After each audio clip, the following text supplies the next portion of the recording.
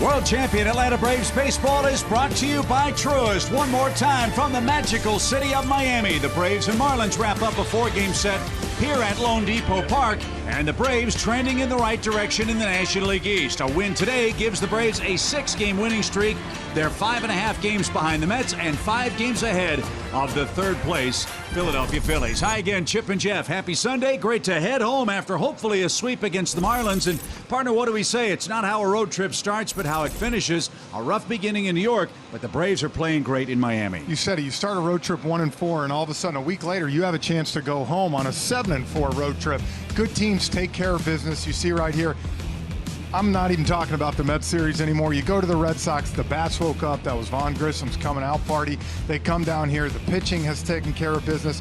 The bats have taken care of business. And now, if you can get one more down here on the banks of the Miccosukee, you get to head home and get the Mets at either 4.5, 5.5 games, and you get a chance for a little payback. But cannot overlook. You need this one today. And a great job by the Braves Gwinnett pitching staff, who's really come in and pitched great in this 4-game series in Miami. And Bryce Elder gets the ball for the Braves. He's seen the Marlins before. Hopefully he can pick up a win and send us home from this long road trip with a 4-game series sweep. When we come back, Kelly Kroll has a clubhouse report. She'll break down all the injuries for the Braves and tell us who's available next on Valley Sports.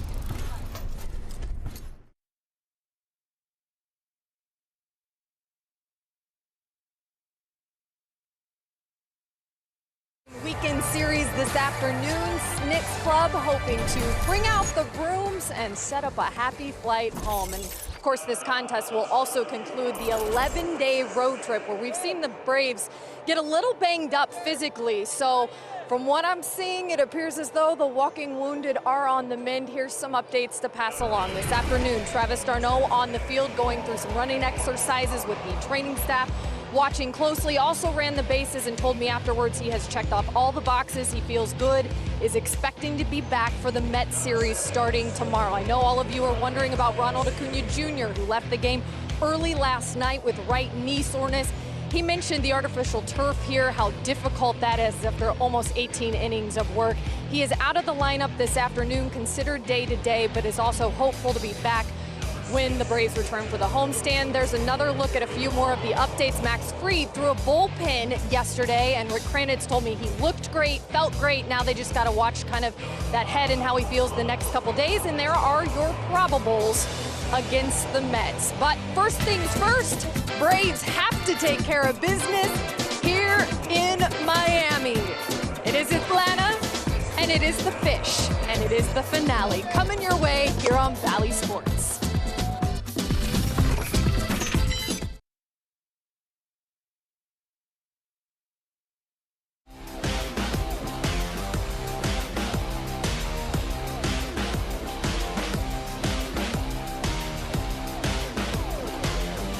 It is full speed ahead for the Braves in South Florida as Atlanta tries to wrap up a 7-4 road trip. If they complete a 4-game sweep here against the Marlins, Jeff, the Braves will head home with a 6-game winning streak and a chance to gain even more ground against the first-place Mets in the National League East. Everything has gone right for the Braves in this series, and as you said in our opening comments just a moment ago, credit to the Braves. They're doing exactly what they should do against a Marlins club that's in the 5th season of its rebuild. After a tough weekend, all of a sudden you come to Boston, you outslug them for 2 days, win some close ones, and then you come down here and really have taken care of business. And you'd love to see it. One more, spend the next 3 hours, get it done, and then you can look forward to what's ahead in the big homestand. Yeah, the Braves have done an excellent job on this Marlins offense. Miami just 2 for 24 with runners in scoring position so far in the series.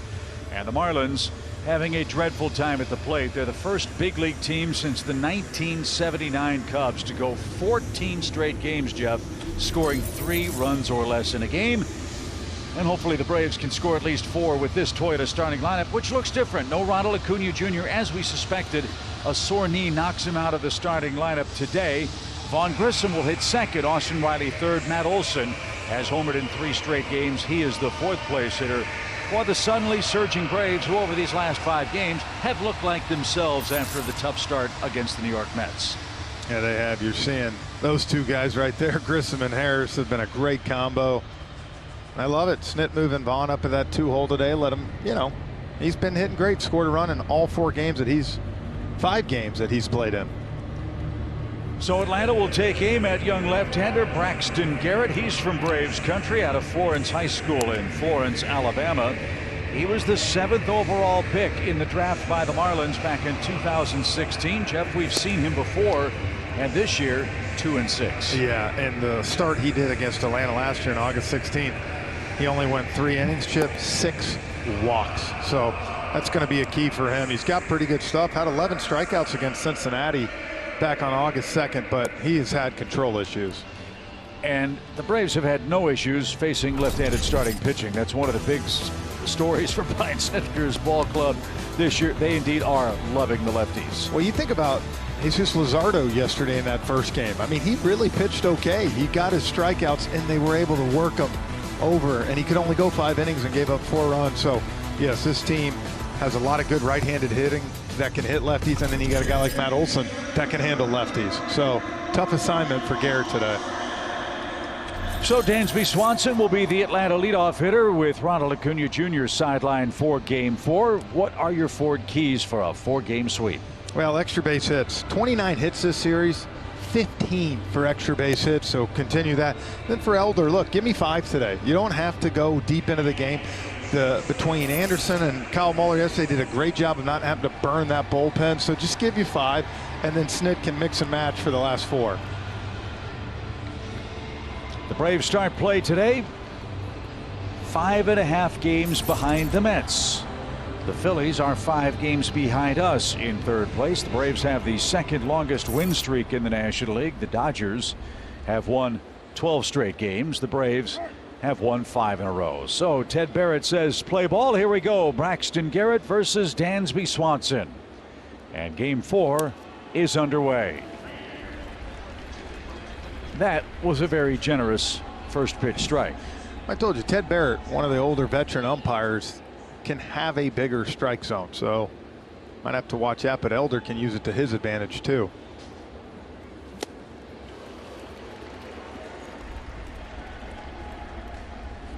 Garrett is averaging more than a strikeout per inning. 69 strikeouts in 62 2/3 innings entering today's play.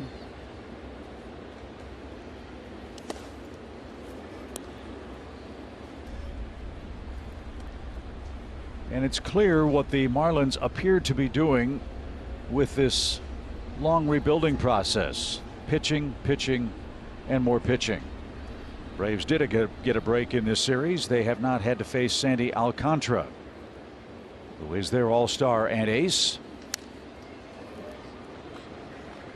But finding offense to support that pitching has been problematic. Well, and that's the thing. When you look at this ball club, we showed the stats, I think, on Friday night, Chip. They're top 5, 6 in all the categories pitching in the NL. That's not been the problem. They just have not been able to score runs. Dansby didn't get that. A swing and a miss. And that's how Game 4 starts. 1 up, 1 down for Vaughn Grissom. And that was a good curveball by Braxton Garrett. Vaughn has 3 hits in the series, one of them a long home run. He's the first Brave to score 4 runs in his first 4 big league games. It's a record that's lasted well over 100 years. And so, Jeff, a different look for him on the lineup card today. Not batting 7th or 8th or 9th. He's batting 2nd in front of Austin Riley. Oh, and he's come out today looking a lot sharper. Garrett has struggled in the first inning. He's got a 4.5 ERA. Opponents are hitting .314 off him in the first inning.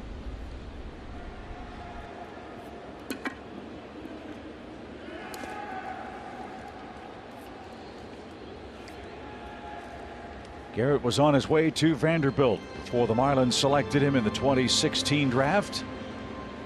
25 years old now and making his 13th start this year. And a shot hit to left field, a sinking line drive, and Vaughn Grissom has another hit, his 4th of the series. And listen to all the Braves fans here in Miami. This kid has electrified everybody. We saw him last night, and he was talking about how many people have come down from Orlando to cheer him on here with 2 strikes. Does a good job. Gets a pitch down the middle and just lines it to left. But Vaughn already acting like a veteran. He said to us last night, I'm only paying for 6 tickets. Everybody else is on their own. Smart man. Austin Riley, the batter. And shoots one the other way. Strike 1. Terrific road trip for Riley. 10 hits, 6 RBIs, 30 homers, and 74 driven in for the season.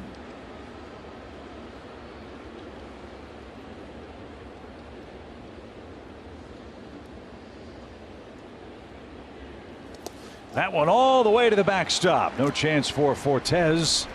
That ball skipped in front of the plate. Bad miss. And a wild pitch will give Riley an RBI chance here in the first. He never had a chance at that ball. And it's the little things like that. Now all of a sudden, you know, even a flare anywhere, and you give up a run right away in the first. You just give yourself no room for error.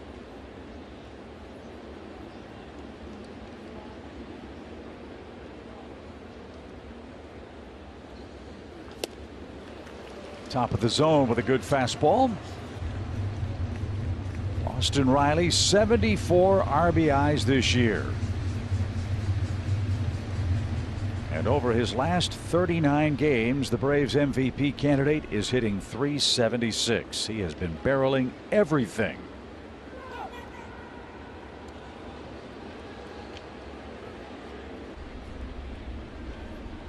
Boy, yesterday too, he made some great defensive plays in that first game. 2 double plays.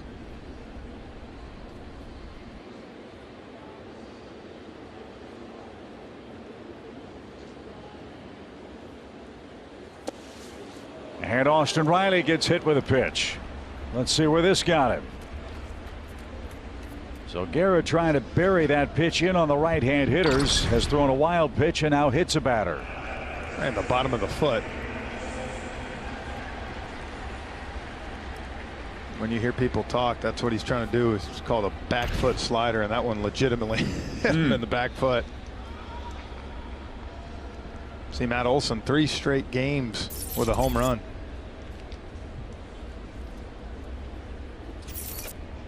Second time he's done that this year. Back in July. Matt's longest run is 5 straight games with a homer. Let's see if he can give himself a chance to equal that. He hit a home run off Luzardo in game 1 yesterday. A laser beam to straightaway left. The pitch on the ground to Lewin Diaz. Second base 1. Return to first is in time, and Olson and the Braves are doubled up here in the first inning. Braxton Garrett hands things over to Bryce Elder.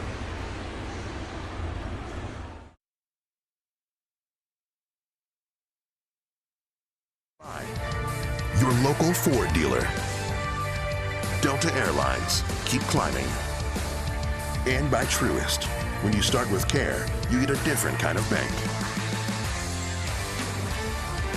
Our long winding road trip finishes up in Miami. The Braves threatened but did not score in the top of the first inning. Now Bryce Elder will go to work as he faces the Fighting Fish and makes his 5th big league start this year. Joey Wendell is atop the Toyota starting lineup. As we mentioned, runs have been a big problem for the Fish in this series. 14 straight games scoring 3 or less. Hopefully that helps Bryce Elder, who looks for his 2nd victory of the year. See through versus April 21st versus Miami, gave up 2 earned runs in 4 2/3.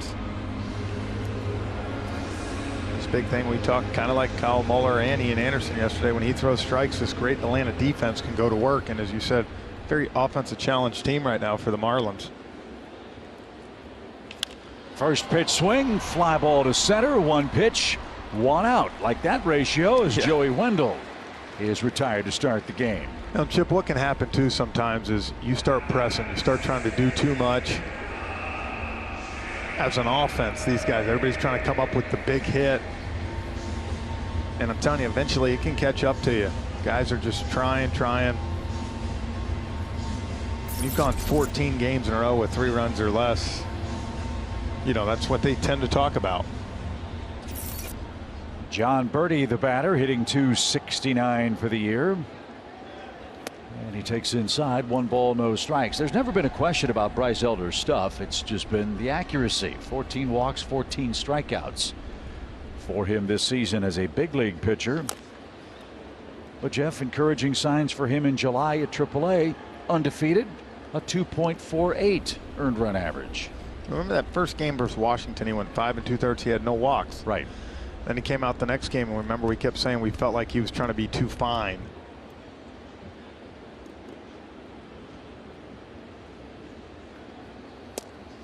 The stuff is plenty good enough for the 5th round pick for the Braves in 2020 out of Texas.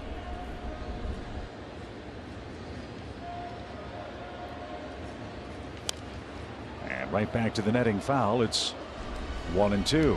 I mean, it's got to be intimidating, right? 2 years ago he's pitching in college. 2 years later he's pitching for the defending world champions, and all of a sudden you look up, there's a third deck or a dome and facing major league hitters.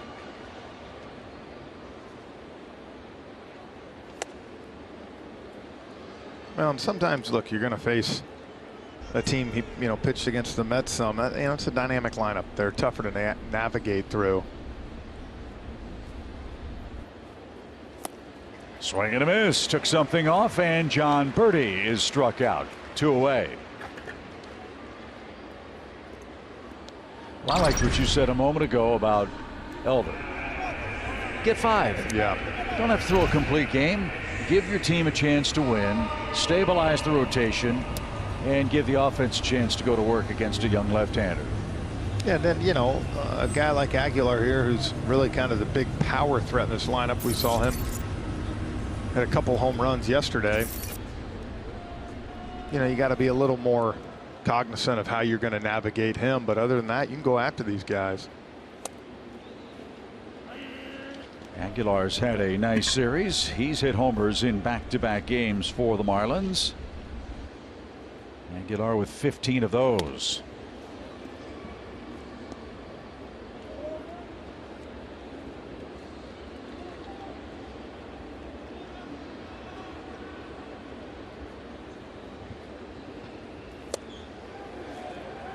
He went.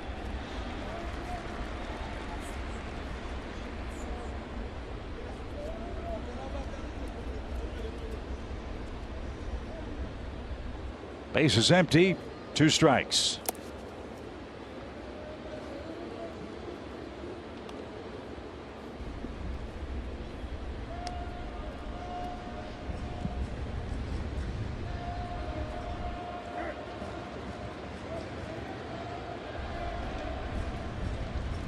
Bryce likes to work quickly. Aguilar steps out for the moment.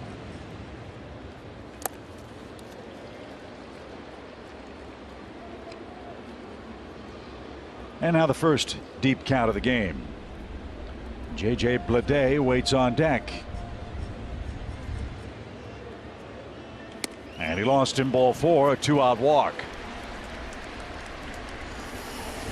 That's one way to awaken a slumbering offense. Make them hit their way on. That one sailed up and in.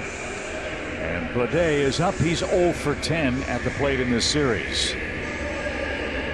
Surely these two men tangled in AAA competition.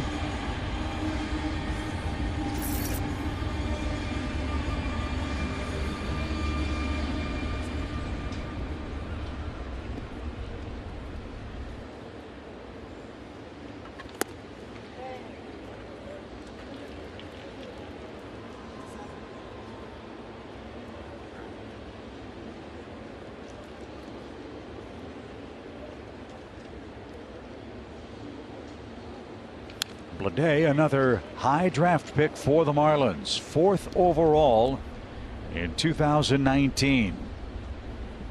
The Braves have found a little weak spot in Bleday. We've seen him run that fastball kind of up in the zone, tailing away, and he's been under it every single time.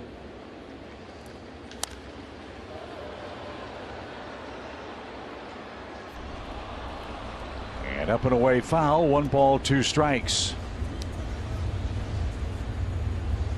It's been a while since the Marlins have developed a homegrown hitter. There was a time where they had a whole bunch of them. Today they hope will be part of the next crop. But it's not to happen here in the first inning. Bryce Elder changing speeds well, has a couple of strikeouts, and we go to the second. No score in Miami.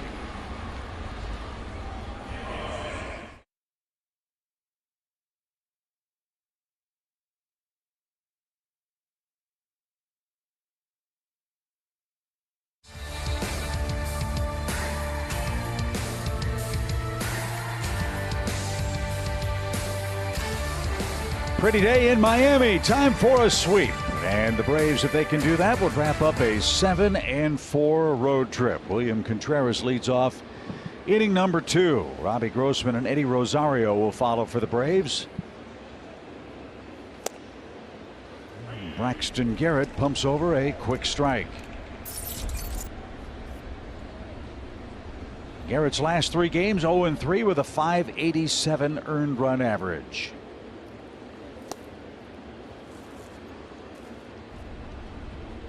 Interesting to see if Garrett, after watching Luzardo yesterday, doesn't throw as hard. We thought Luzardo got real off-speed happy. You know, and first time through the lineup, it worked. Second time, those Braves batters recognized that changeup, and they went to work off him. And the Braves got 3 runs in the 4th inning against Luzardo, sent 8 men to the plate, and that really wore him down. This one hit toward third.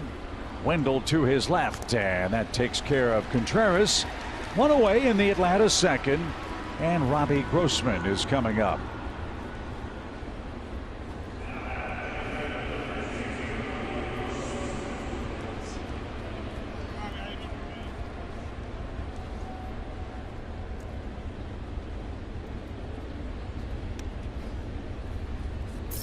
Grossman 2 for 4 in this series. And Robbie's done good work against left-handed pitching all year, just like the rest of the Braves. Let's see what he does today. Slowly hit towards short on the first pitch. And a nice dig out by Lewin Diaz at first, and quickly 2 men are out in the Atlanta second. Another off-speed pitch. Got Contreras out in front and got Grossman out in front on this one.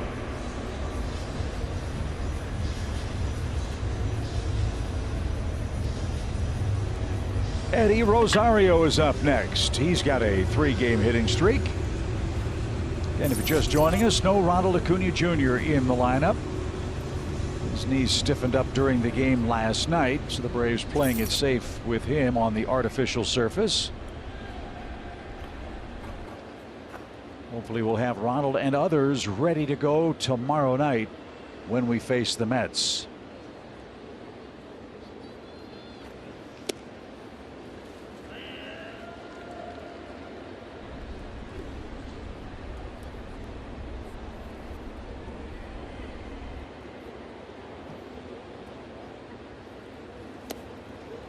That's a little low. So Kelly, I enjoyed your pregame report on the walking wounded for the Braves. Can you update the fans who are just tuning in as to when we might see the guys back?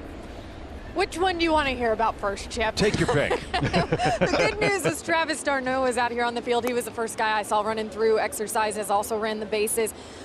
With the medical staff, of course, watching closely, told me afterwards he checked all the boxes, felt great. He expects to be back for the Mets, of course, on Monday. You just mentioned Ronald Acuna Jr. This is just precautionary for him. I understand it. This artificial turf, 18 innings yesterday, and he said he's been feeling the soreness on and off, right? Jeff, you mentioned that. It's not probably going to go away this season, so they're just playing it safe with him, but I did see him this afternoon. And then Max Fried threw a bullpen yesterday, which Rick Kranitz said went really well. He looked great. Now it's just a matter of kind of watching that head, right, the next couple days, how he feels. Yeah, and I think with Ronald, look, probably not even the worst idea if he didn't do that yesterday, just to give him a day off today. A quick turnaround, 4 games on this turf in about 48 hours. That can be tricky. So a chance for him to kind of rest it up today and get ready for hopefully tomorrow. So Kelly, thanks for that great report.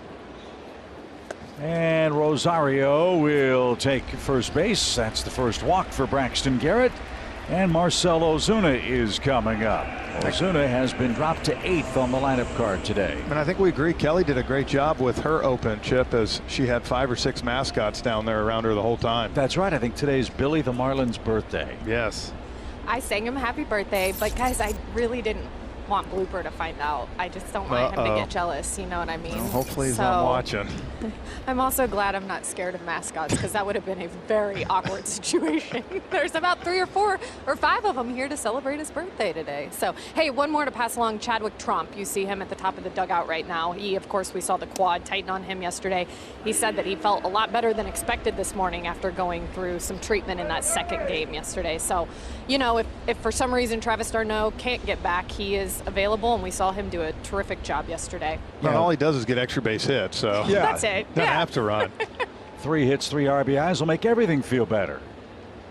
But I think that's a great story on this road trip, Kelly and Jeff. The guys that have stepped up have come up from Gwinnett when the Braves needed them most to get things set up the way they want for a very important homestand. You know, the announcers in Boston, same thing here in Florida. That's what they keep telling us. It's unbelievable. Every guy you bring up right now seems, you know, the moment's not too big for him. Not only that, you know, with Moeller, Bryce Elder today, these guys are getting, whether they have to go back down for a while, they're getting experience at the big league level too, which you like, because then that means you go back to the minor leagues. You know what works, you know what you need to work on. So when they're called, that's one great thing we've talked about it. They are not scared to call people up and throw them in this lineup. They believe in the way they teach these guys down in AA and AAA. You know, that when they come up here, they're ready. 1 ball, 2 strikes for DH Marcell Ozuna.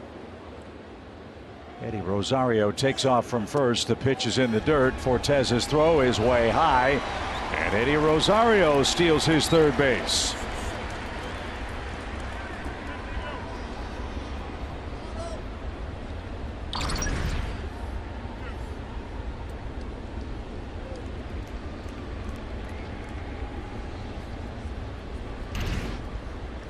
Maybe that'll help Ozuna shorten up with 2 strikes. And punch something to the right side and you get a free RBI. Ozuna with 46 ribbies. He's hit 20 homers.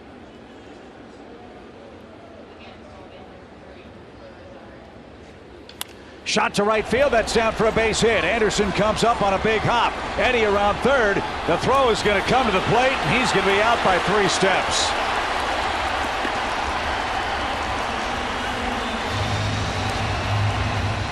Sharply hit, well played by Anderson, and he throws a strike to cut down Eddie Rosario and keep the game tied.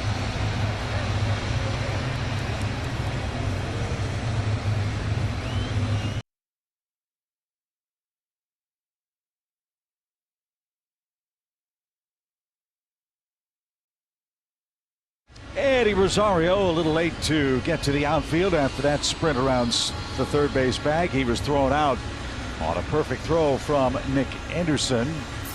Or Brian Anderson, I beg your pardon. Nick Anderson used to play for the Orlando Magic. Brian Anderson is the guy that plays right field for the Marlins, and he leads off the second inning. Anderson's been part of the walking wounded for Miami. They're glad to have him back. He's had a nice series with a home run. And is batting .261 on the year. There's a strike, even count. Yeah, Anderson's a guy that the Marlins, I think, have been waiting now for a while to kind of be the guy that they were hoping. He's shown signs of, when he's healthy, he can be a really effective player. And that's been the problem, right? That's why they've decided to move him to right field. Try to keep him on the field.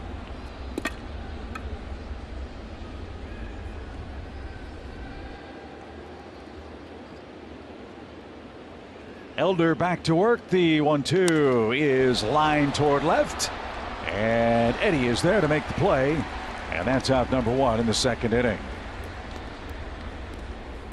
Bad outcome for the Braves in the top half of the frame, but a good result for Ozuna, Jeff. Perhaps a sign of things to come the rest of this day. Yeah, you love him shooting it to right field here. You can see Rosario didn't get the best of jumps here. Ended up getting thrown out by a long ways. One of those that, again, you remember this turf, the ball gets there quick. You know, Anderson he played Ozuna shallow too. On the ground to short. Dansby with a backhand, and he throws out Rojas quickly. 2 men are out. And Lewin Diaz, the Miami first baseman, is up with the bases empty. So far so good for Elder. Only 1 base runner allowed in the game, and he's been economical, just 22 pitches. Yeah, he's had 2 1-pitch outs to lead the game off with Wendell, and then there versus Rojas.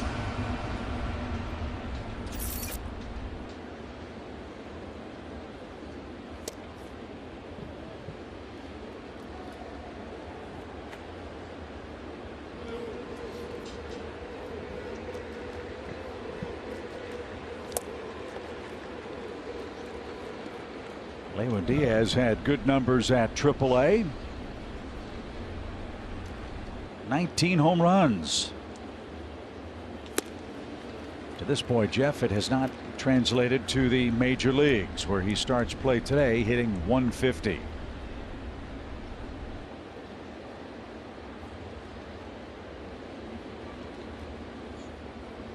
And that's the thing. I know they love his defense over there, first base. Feel like they've really, but you can play first base, you got to hit too. As you said, the power is not translated yet up here.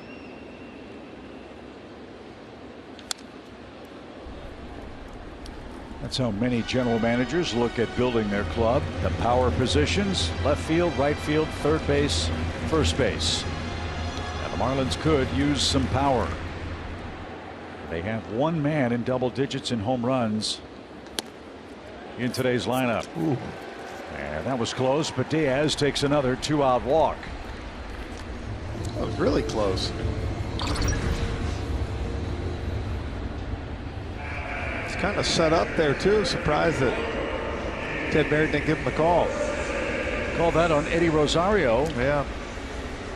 So 2 walks in 2 innings, and Nick Fortes, the catcher, is up. He's hitting .241 on the year.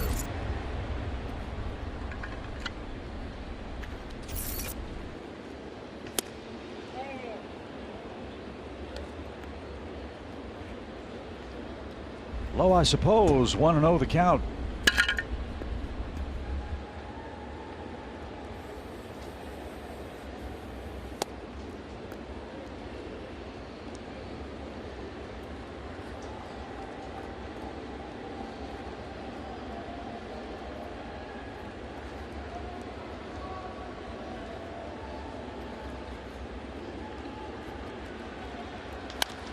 Hit high in the air to left.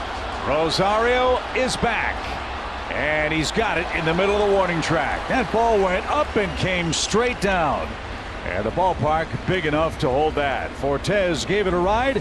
No score. We head to the top of the 3rd.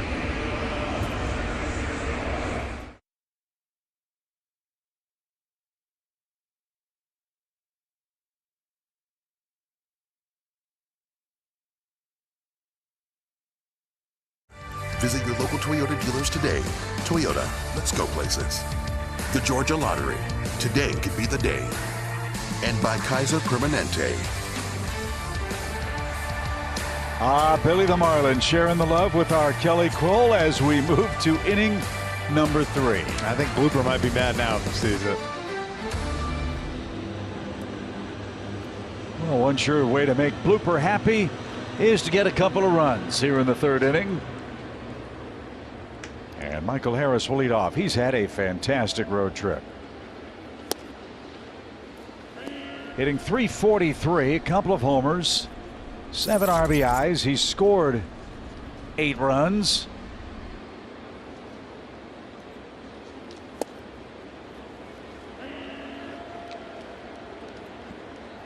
And the more you see Michael, the more clutch he is in the big moments in a ball game. In 11 official at bats, he's had 6 hard hit balls down here in Miami.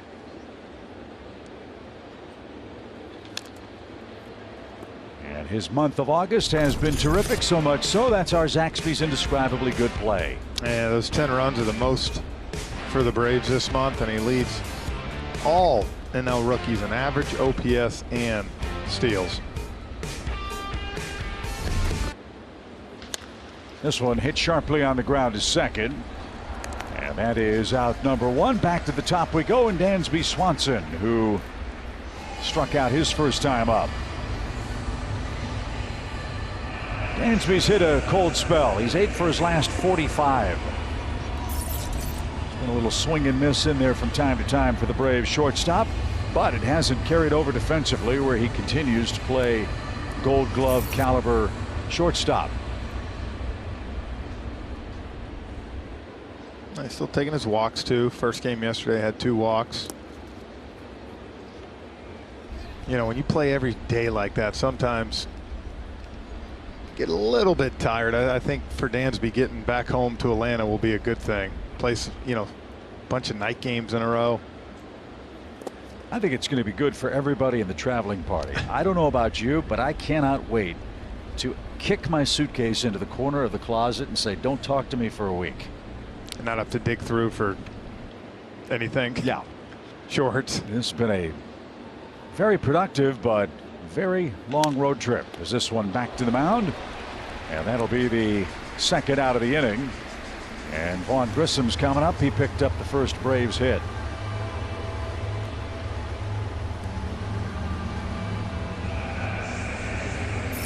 But it's been a great road trip. Considering how it started, this could have spiraled the wrong way in a big hurry. But Atlanta really turned things around with that great 2-game sweep against the Red Sox in Boston, when this kid had his coming out party, as you called it. And they've taken care of business against the struggling Marlins,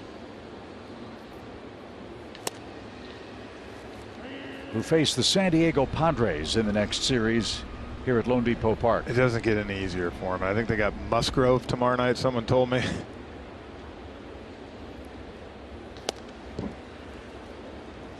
And the next road trip for the Marlins is a rough one.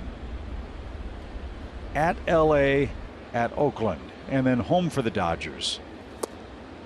So it's going to get tougher for Miami before it gets easier at the end of the month of August.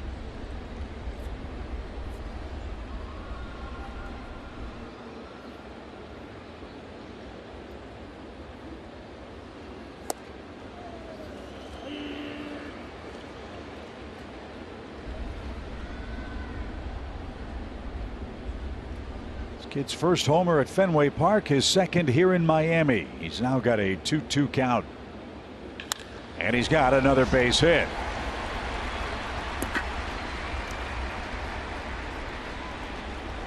Have yourself a first week in the big leagues, Vaughn Grissom. Another multi-hit game. Now that time, pretty impressive. Worked the count. And some sort of off speed pitch low and just threw the hands at it. Another line drive to left field. And folks, these are not cheap hits. I mean, he's putting the ball on the barrel. It's hard. Yeah, he's getting good contact. So Grissom's now 7 for 17 at the plate for the Braves. Let's see if Riley can chase him home. Boston was hit on the back foot by a first inning pitch. So this is first at bat of the game. It comes in the third inning. No score. The Braves with 3 hits.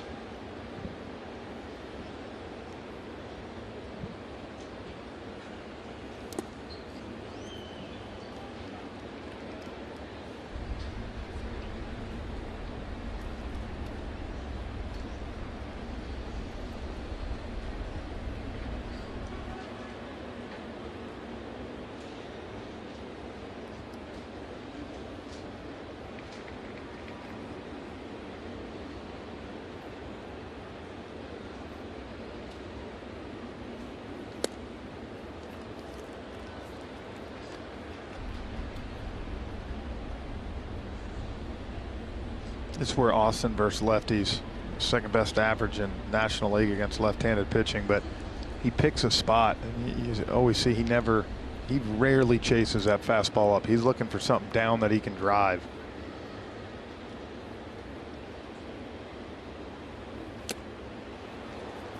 That was tipped on a check swing. It's 2-2. Despite this losing record, one thing you know about Garrett, he's around the plate. He's only walked 15 men. including one in this game. He has hit a batter, and now he stretches with a 2-2.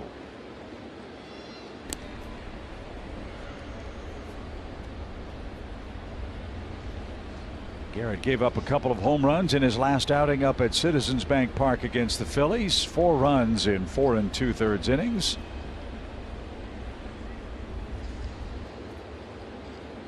And facing the Braves for the first time since last August as a Marlins starter. Again first. In that game, he gave up 3 earned runs in 3 innings pitched.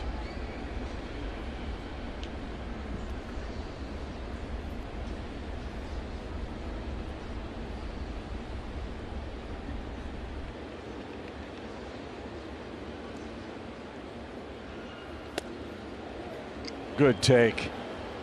Man, what a tantalizing pitch. Yeah. And now Grissom will have a chance to run with a full count. There it is, though. What I just was talking about, that fastball up. He knows he can't do anything with it. Shuts down and gets to a full count. Grissom will get the head start. Late break, and that's taken low, ball 4. So the Braves have a threat here. 2 on, 2 out. And Matt Olson, who has more RBIs than any other National League hitter since July 1st, will stand in. He hit into a double play his first time. I was going to say, you know, he wants revenge right here. Last time, first and second, 1 out. Grounded out to first for a double play this time. 2 outs, but first and second again, a chance to put the Braves in front.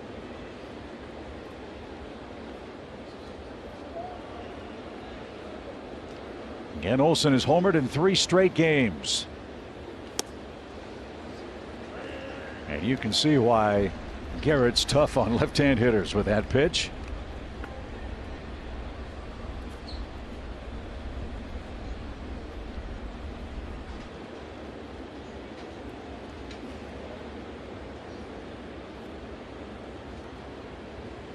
Marlins are using pitch comm here with Grissom at second.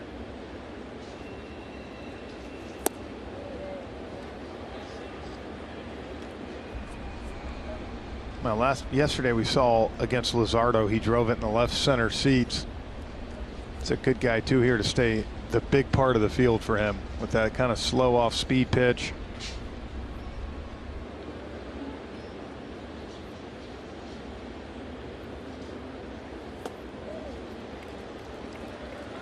Olson, as you know, is not afraid to take a walk and hand off the baton. Now he's in front. 2 balls, 1 strike.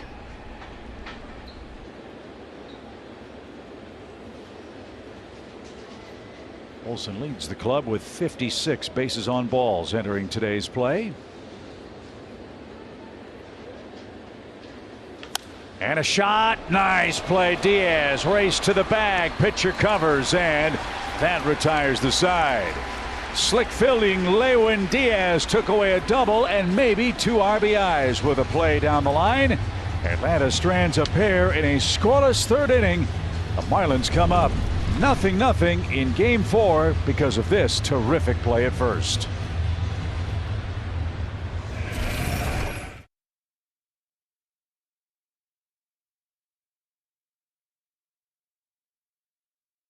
Sports is presented by Truist. Kelly Kroll, Jeff Rancourt, Chip Carey, our entire Valley Sports crew with you in Miami, where the Braves have had some chances. One almost snuck by Lewin Diaz off the bat of Matt Olson, but a good play stopped that 3rd inning threat for Atlanta. And now Peyton Burdick, the 9th place hitter for the Fish, comes up here in the home 3rd inning.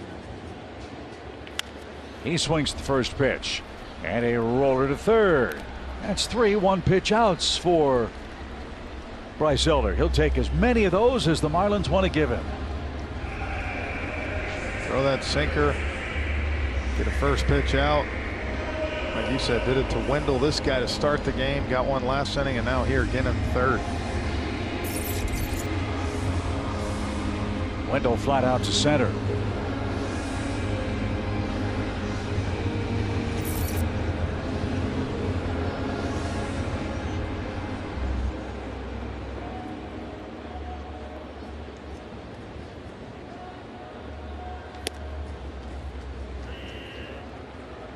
There's that big strike zone you were mentioning before first pitch. And yes, Bryce Elder has been able to exploit that too.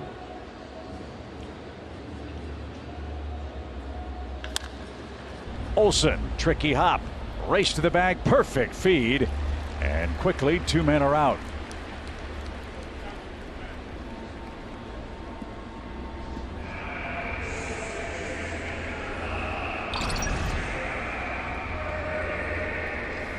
Good play by Matt. Good way to lead Elder there. Know you have plenty of time.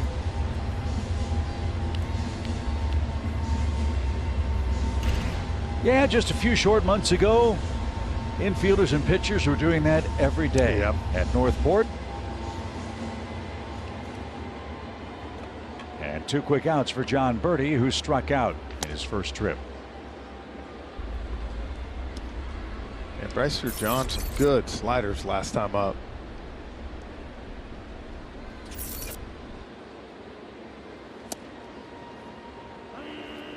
Working with a good pace, throwing a lot of strikes. Yeah, he's walked a couple of guys with 2 outs, but he has yet to allow a Marlins hit.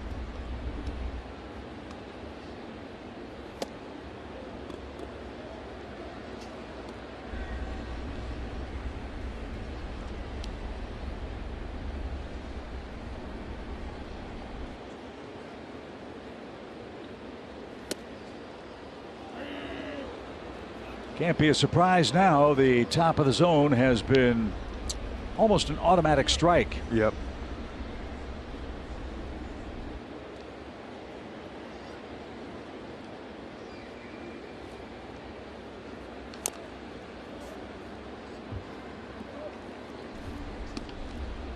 The Braves again begin play today, 5.5 games behind the Mets. The Mets and Phillies are playing.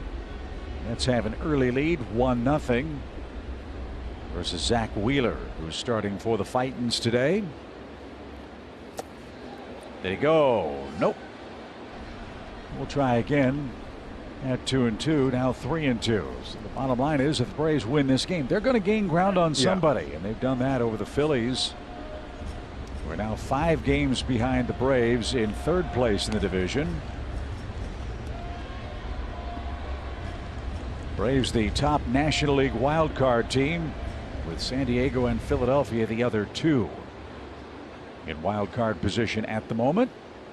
The pitch. Strike 3 right down Broadway, and Elder strikes out Birdie looking. He's 0 for 2. Elder looks terrific. He was looking for on that pitch. Good quick inning. Perfectly placed. No score after 3.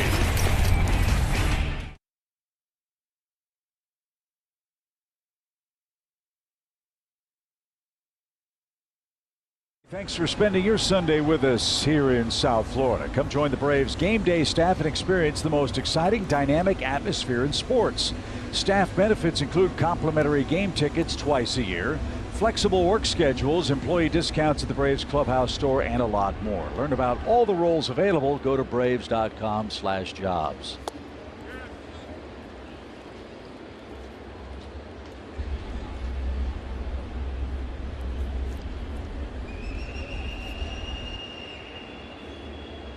Braxton Garrett, Bryce Elder pitching well. Broken bat, back to the mound. And a flip to first will retire the Braves catcher. 1 away in the top of the 4th inning. Well, that was a good play by Braxton, because where they were playing with the shift, you give credit to Contreras. Last time he got out in front and pulled it. This time he tried to shoot the ball the other way. Even though it wasn't hit hard, if this gets past him, it's an easy base hit rolling through that 4-hole. See that shift? He's gonna have to get some new lumber for next day, B. What a help it is on the mound when you can field your position. Yeah. Garrett's a tall kid. Nicely done. Here's Grossman. He grounded out his first time up.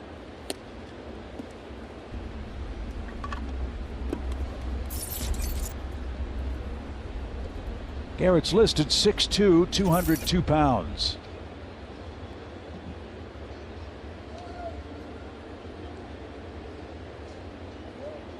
.202. You said that's a funny number.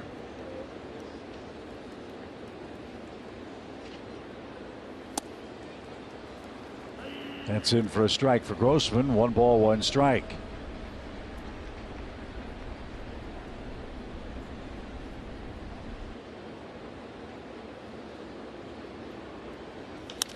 Driven toward right center field, but Anderson got a beat on that and tracks down Robbie Grossman's drive to right. 2 up, 2 down, the 4th inning. Braves are getting good pitches to hit. They're getting after it early in the count, just haven't found a hole when they've needed it most. The 1 hit they did have with a runner in scoring position resulted in this man being thrown out at the plate. They've given themselves each inning so far a chance to drive in a run. Last inning, give Diaz a lot of credit down first baseline. He made a great play. If that gets past him, it's probably 2 runs for the Braves.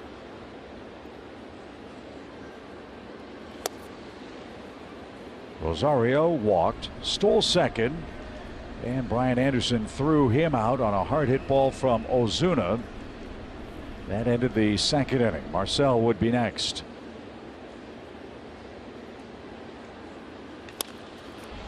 Into the shift, tricky hop, and the peg to first is in time. Nicely done by Rojas, and the Braves are retired in order in the 4th inning.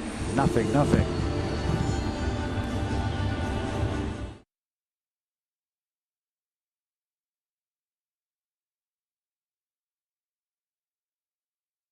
Back on the bumping and speaking to pitching coach Rick Kranitz this morning, he said his message for Elder before this start was, you worry about your game. You're a sinker slider guy.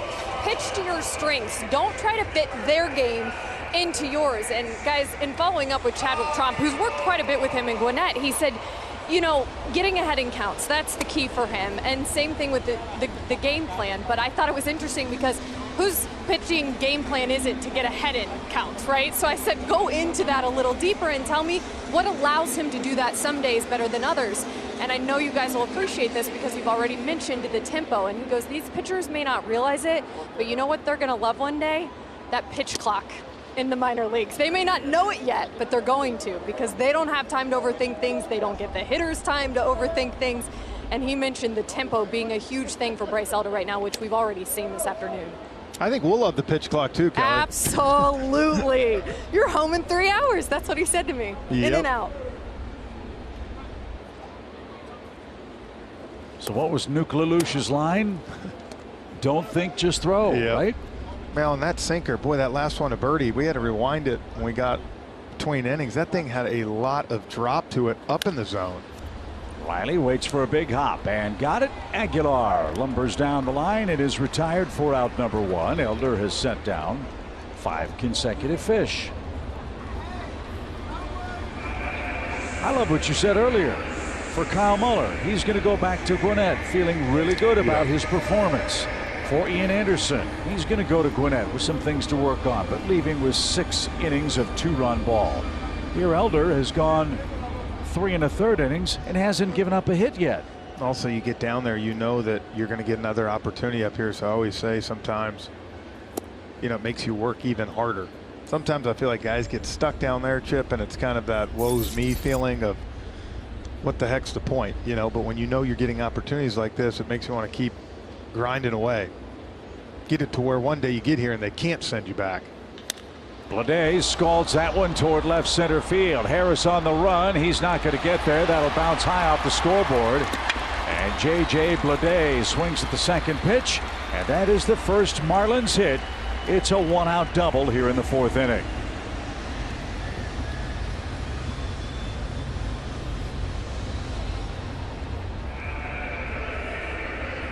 So a little 1-out trouble here. Brian Anderson will be the batter. He lined out to left. Good piece of hitting there. Split that gap in left center field. And you know, you make an interesting point too about the guys that are going to come up and pitch from AAA from time to time. Brian Snitker says it all the time, and it's always fun. Who are your 5 starters going to be at the start of the season?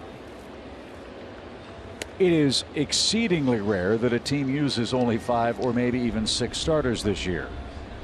I don't know if it's honestly lately if it's ever happened, just because of pitch counts, different stuff, like you said, injuries. You need 8 or 9 guys really to navigate a full season. Well, the Braves have used 11 different men to start a game. One of them was Jesse Chavez, who acted as an opener, and he's not a starter by trade, so taking him out of the equation. Here we are in mid-August, and the Braves have used 10 different men in a starting assignment this year. And Elder's making his 5th trip to the mound as a big league Braves starting pitcher.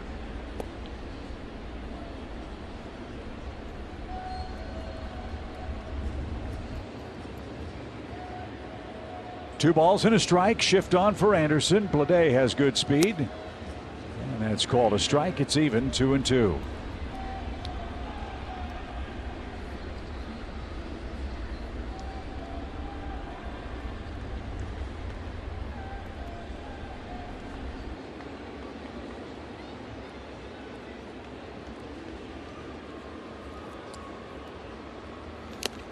Anderson had a big swing and didn't get it. Big second out.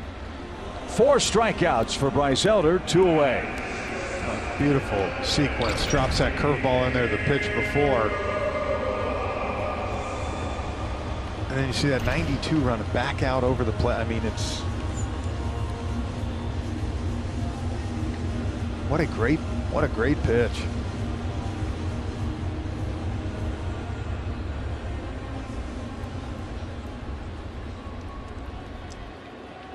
Rojas rolled out to short in the 2nd inning, so he's 0 for 1.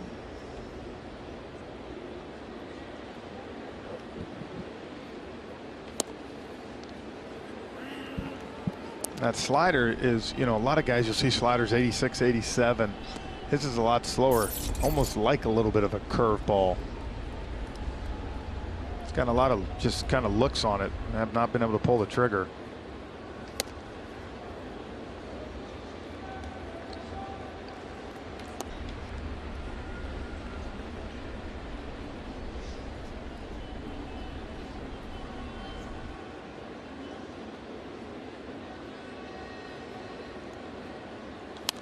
Oh, late swing. And that one almost picked off Rick Kranitz, who was standing on the staircase in the Braves dugout. That'll make you think where you're standing for a second. Get behind that net, Cranny.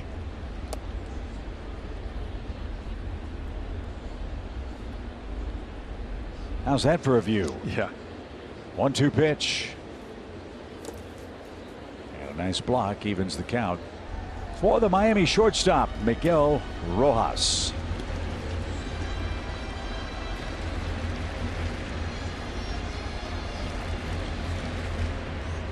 Miguel's been a steady presence in the middle of the infield for the Fish for the last several years. He's had a nice career.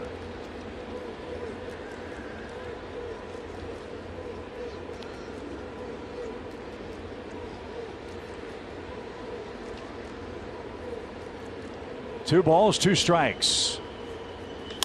Line drive into right center field. That's down for a hit. And no play for Harris. Rojas with 2 strikes and 2 outs plates the game's first run. I got the strikeout of Anderson, and here didn't make a bad pitch. Ball was not hit hard, but Rojas kind of was able to just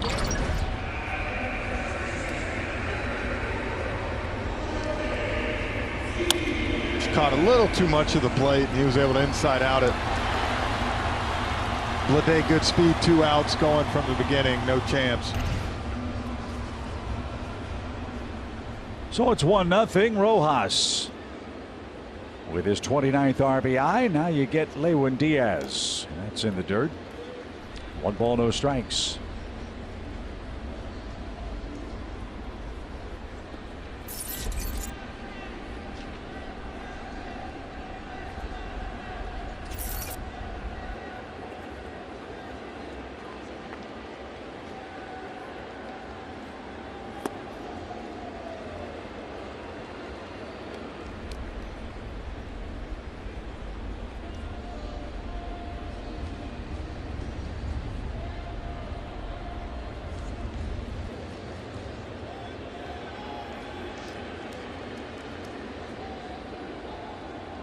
Rojas leads the pitch. Didn't chase it. 3-0.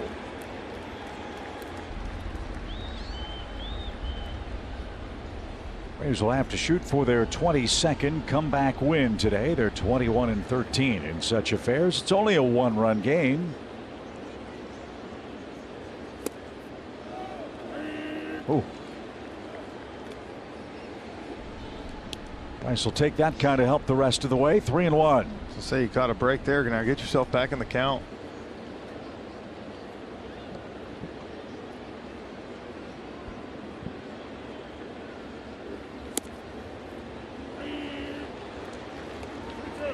Full count. And that's the one you wanted to swing at if you were Diaz there. Now 3-2, you get action with Rojas taking off. Let's see where Elder goes with a full count pitch. It's a roller foul.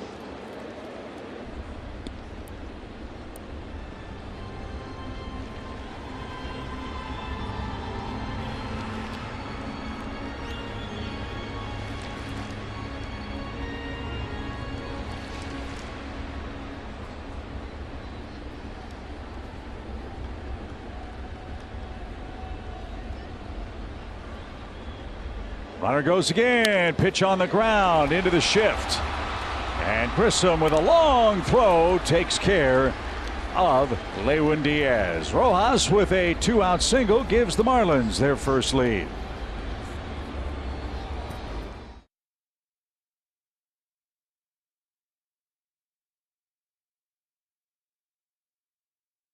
Sunday, the Braves and Marlins from Lone Depot Park. Atlanta trying to finish this road trip with a flourish. Miami has scored first. A 2-out single by Miguel Rojas makes it 1-0. Braxton Garrett will face the 8, 9, and 1 hitters for the Braves in inning number 5. And last time Marcel, nice single to right field. Maybe a good sign of things. We saw the double to right center yesterday in that second game.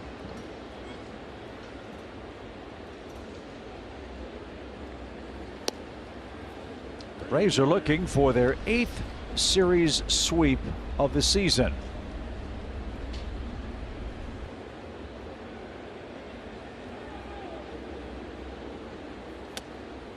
And 4-game series sweeps are very difficult to get. I don't care who you're playing, how bad they're playing. It is very difficult.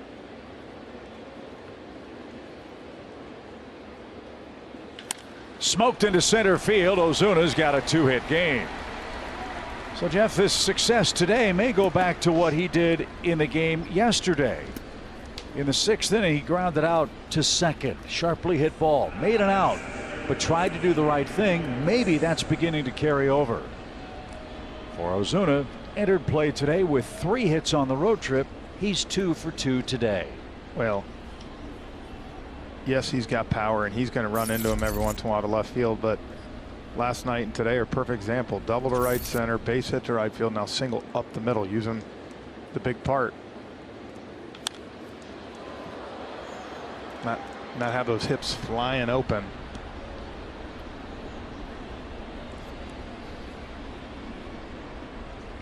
So a great chance for the Braves here with the big poppers coming up. Michael Harris rolled out his first time. They shift for him here with nobody out. Ozuna a short lead at first.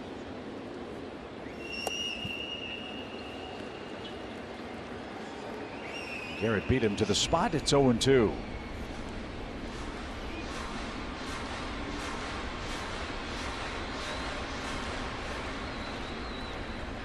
Now with 2 strikes, Rojas shifts even closer to the second base bag. If Michael's late, he could double on a check swing.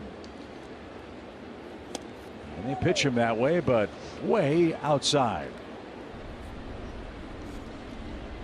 Harris, one of 9 Braves in double digits in the home run column. He has 11 of them.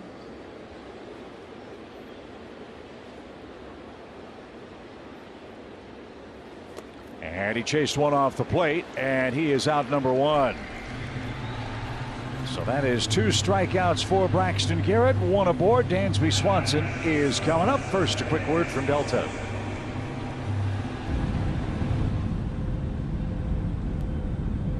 Delta, proud to be the official airline of the 2021 World Champion Atlanta Braves. Inviting target on the right side of the infield for Dansby Swanson.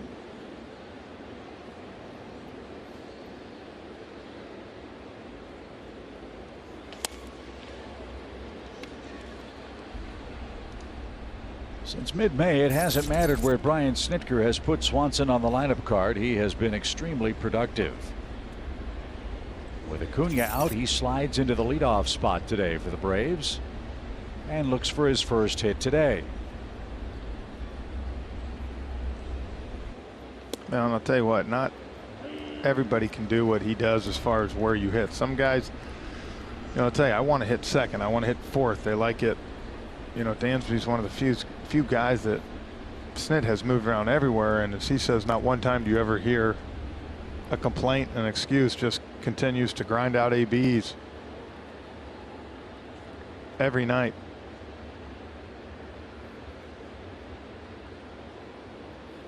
In the dirt, Dansby, with 61 runs batted in, is on an 86 RBI pace. He owns the team record for RBIs by a shortstop with 88. As you know, with Swanson, he's 1 swing away from going on a torrid streak. This would be a great time for that with a man aboard in a 1-run Marlins game.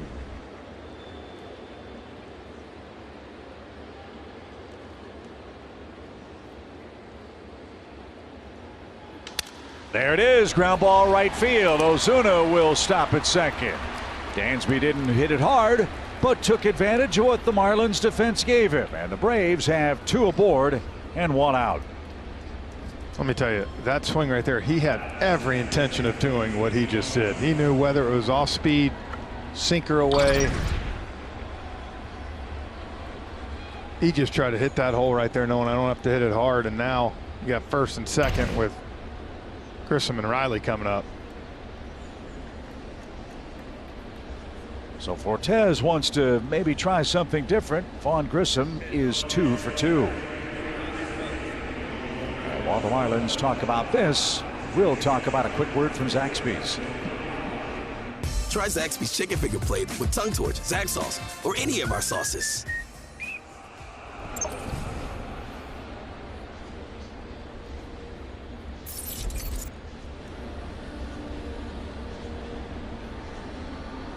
Vaughn Grissom 7 for 17 at the plate in his first big league week. See if he can get this game tied with a 3-hit game. 2 on, 1 out.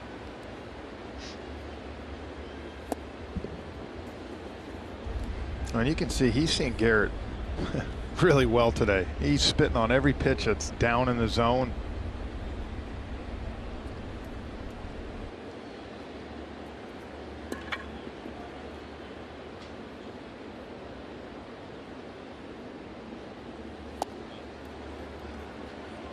Braves are 1 for 3 with a runner in scoring position so far in the game.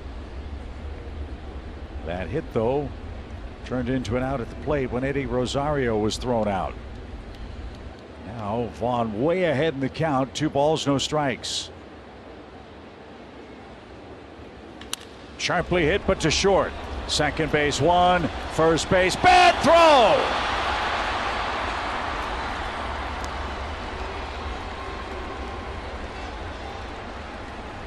Birdie threw it into the dirt. No chance for Lewin Diaz to come up with it, and Atlanta still alive in the 5th inning. First and third, 2 outs. Now Grissom hit this pretty sharply, but right at Rojas. Taylor made double play ball, and by Dansby going in hard like he did. Look at this right here, just pulled the throw. Now you give Riley a chance to tie the ball game up. It's a force out for Grissom. Swanson's retired. Vaughn's at first. No error. You can't assume the double play. And now they have to face Riley with men at the corners, 2 outs. And Jeff, this is where the Braves have been at their best.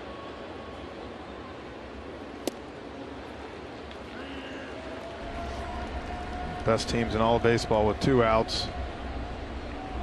Even better with 2 outs and runners in scoring position.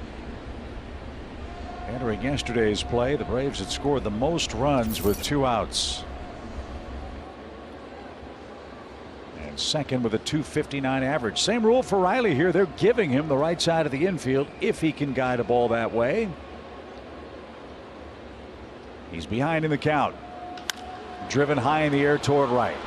Anderson, a long run, still coming to the line. He's got it, and Garrett pitches around. The bad throw from second. The Braves strand a pair in the 5th, still 1-0. The stories of this road trip has been next man up for the Braves, both afield and on the mound. Today, Bryce Elder getting a spot start for the Braves. And Jeff, he's looked terrific through 4 innings. He's allowed just 2 hits and only 1 run. Yeah, you can see each guy here has come up and really contributed in a huge way. Some have stuck, some haven't. But with that being said, you know you have guys ready at any point, and so he gets another first pitch out. Nick Fortes rolls out. He's the 8th place hitter, 1 away here in the 5th inning. Well, you know, as I told you, my goal was give me 5. Well, the way he's pitching right now, and with a big 7-game homestand coming up, each time that he's in control like this, Snit's going to try to get another inning out of him. And why wouldn't you? Peyton Burdick grounded out. He's 0 for 1.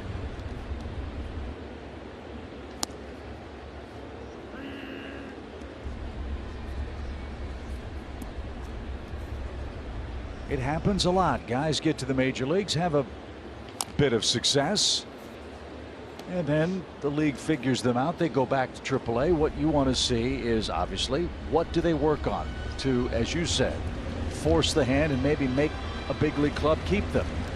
It's apparent in this start, Jeff, that whatever Bryce Elder was told to do, he's doing it. He has looked terrific. Well, we saw Kyle Muller yesterday. His big thing he needed to work on was attacking the zone, throwing strikes. He was able to do that yesterday and threw a good ball game. Ian Anderson in the second game, he's going to go down to AAA and work on things, but it's a prime example when he attacks the zone. Very efficient pitcher. Strike 3 over the outside corner. Burdick is retired. 5 strikeouts for Elder in the game, and he goes back to the top of the order with the bases empty.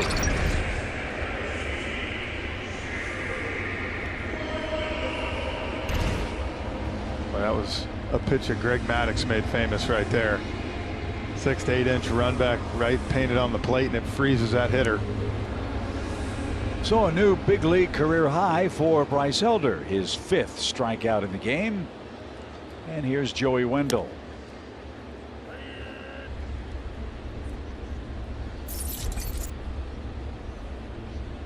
The Braves will have Olson, Contreras, and Robbie Grossman coming up in the 6th. 1-0 Miami.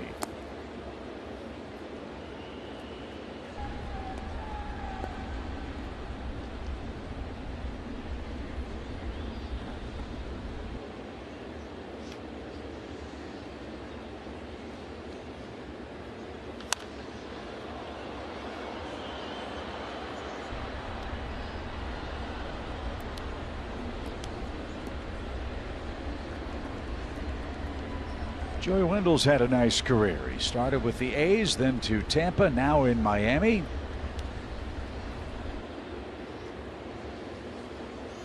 And the pitch.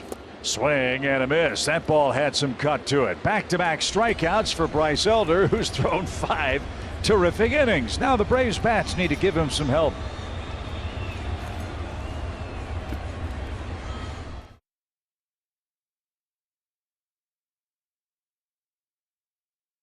Olson's had some fun, wouldn't you say, here in South Florida? Yeah, he sprinkled the whole outfield, went right center on Friday night. The afternoon game yesterday, drove it into left center. And then, of course, last night, almost dead center. 3 home runs, And so that's our Synovus Get There feature. Look what Matt Olson has done since July 1. He's got the most RBIs in the NL since July 1st. He's got a .389 average with runners in scoring position.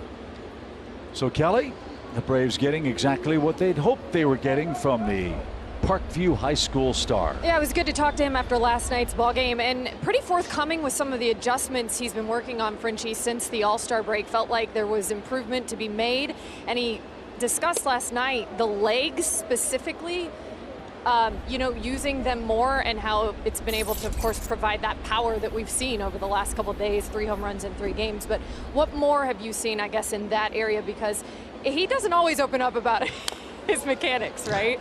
Yeah, I think, too, he's just getting comfortable. He's getting comfortable with playing first base here in Atlanta. It's a big adjustment playing at home. And, I think, he came out, he got off to that great start and then struggled a little bit, and he really kind of pressed for a while. Now you're seeing a guy that's much more comfortable, relaxed, and he's so strong he can hit it out anywhere. You want to see a guy like him really getting those legs and use that bottom half, and he's been doing that. Again, Matt's career long is 5 straight games with a homer back in 2017. And he's worked a full count with nobody on or out. Garrett's been a tough customer today. He's gotten ahead of most of the Braves hitters. Not Olson here. Garrett's thrown strike 1 to 15 of 22. Braves into the 6th inning.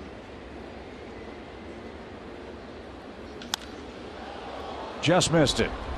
And J.J. Bleday will gallop in and put that away. 4 out number 1 leading off the 6th inning.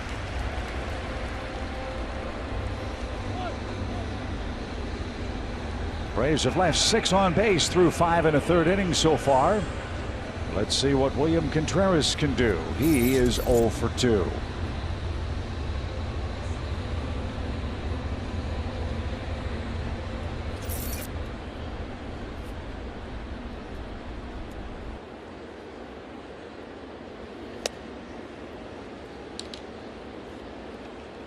Among players with fewer than 250 plate appearances this year, Contreras' 15 homers are tied with Matt Carpenter of the Yankees for the most in the major leagues.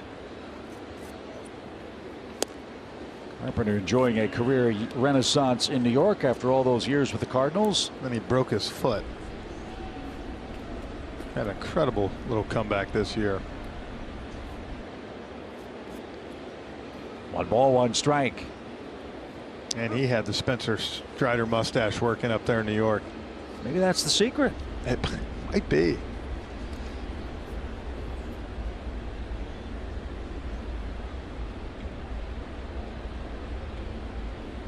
Garrett going toe-to-toe with the world champs and leads by a run.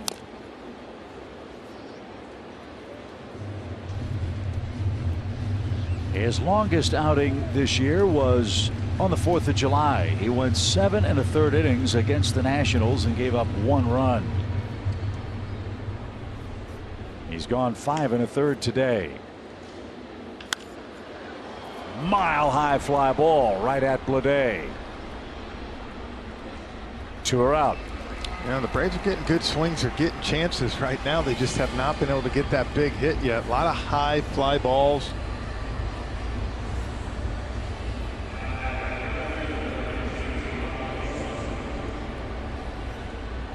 Well, Robbie Grossman has one of those fly balls. It ended the Atlanta 4th. Robbie is 0 for 2.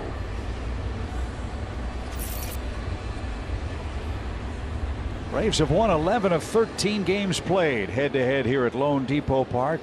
Braves have loved this facility. They're 62-30 all-time here.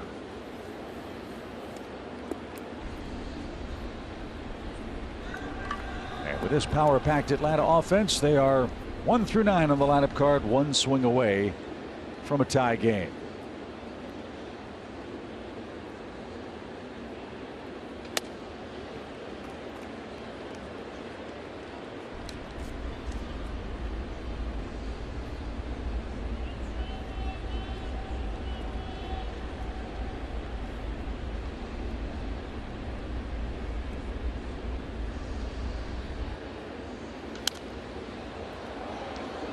Robbie had a good cut. And that's into the second deck off to our right. 2 balls, 1 strike.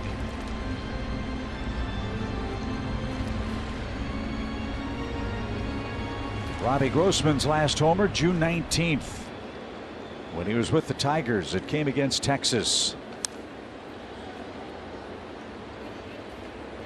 Braves got him from the Tigers for minor leaguer Chris Anglin.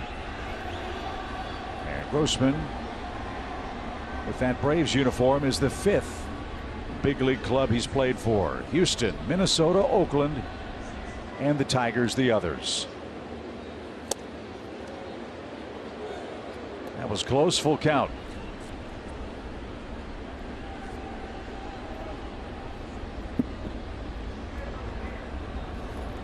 Dylan Floro is getting ready in the Marlins bullpen.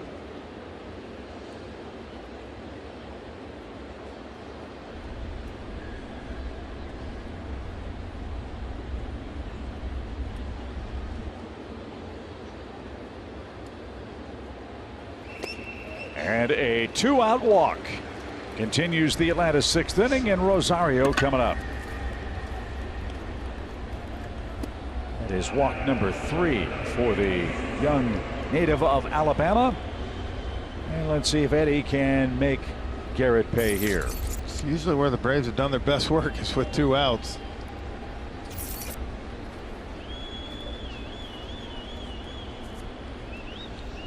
Eddie's walked and grounded out.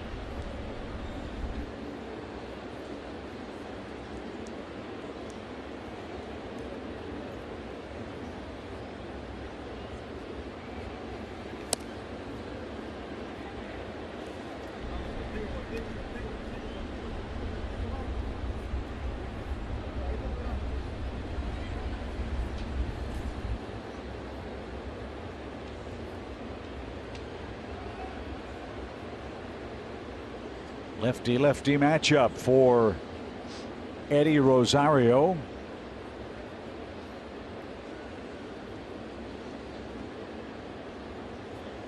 Who wants time? Talked about it a lot in this series, Jeff. Frankly, we've talked about it all year. The Hyundai inside the numbers, the Braves offense, very balanced. Offense, power, RBIs everywhere, 1 through 9. As this one is hit to left, slicing toward Burdick, and he's near the line and puts that away. Rosario flies out, and the Braves strand Robbie Grossman. We head to the home 6th.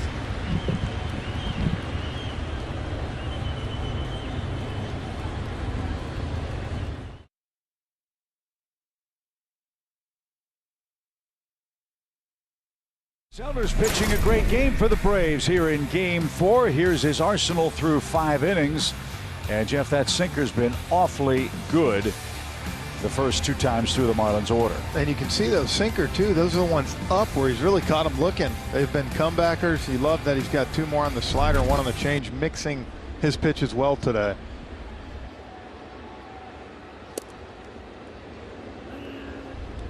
He'll face John Birdie, who hasn't been able to time anything yet in the game. He's got a pair of strikeouts.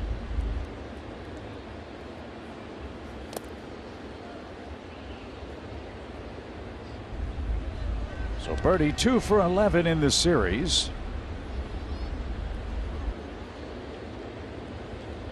There was another injured Marlin who rehabbed at AAA Jacksonville. Birdie was dealing with a groin problem, and a man you want to keep off the bases. 28 stolen bases. Marlins, by the way, lead the major leagues in steals.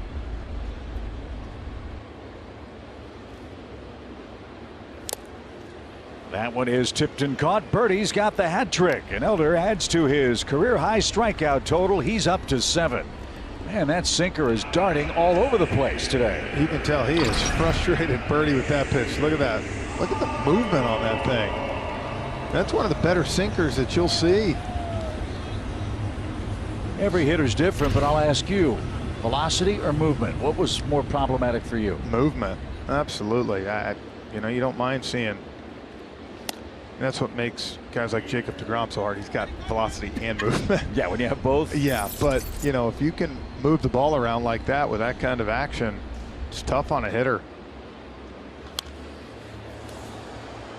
Wasn't that what Greg Maddux said? Look, I'll throw you an 89-mile-an-hour sinker. You won't swing at it, and the ball will just Dart. cut over a corner of the plate, and it'll be an easy strike. Yep.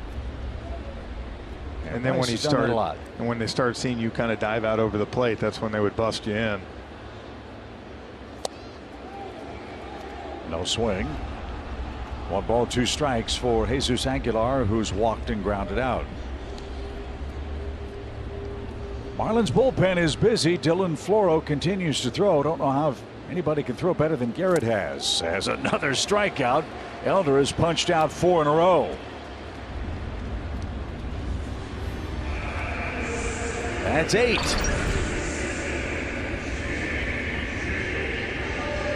See, and that looks like that sinker where it starts out because it's been going and it just drops. He's been around the plate. He's getting swings and misses. He's making competitive pitches.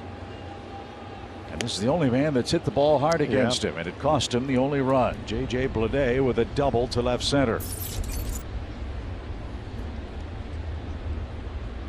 He scored on a 2-out Rojas hit.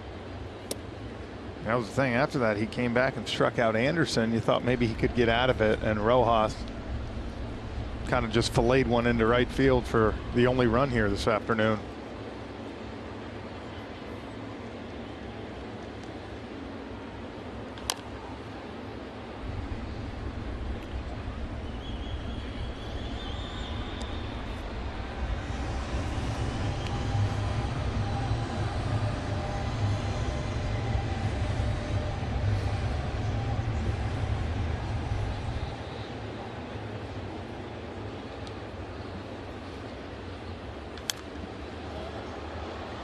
That's what's really impressed me too about Bryce. When he has fallen behind, he's found a way, Jeff, to work his way back into these counts. Yeah. And his 86th pitch is on the way. Almost got a swing. 3-2.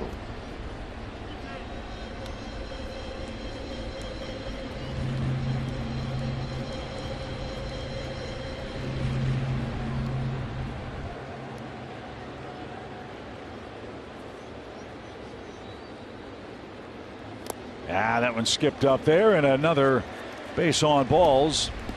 Elder's walked 3 men. They've all come with 2 outs. The run scoring hit came with 2 outs. And the inning continues for Brian Anderson. As we pause for a word from Texas Pete. Welcome to the tribe. The Texas Pete tried and true. Texas Pete, sauce like you mean it. And the inning right here, kid. Anderson has lined out and struck out.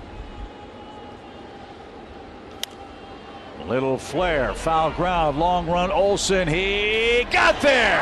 Great running catch by Matt Olson. What a play. He does end the inning right here. Anderson pops out. Olson with a terrific play, and we go to the 7th.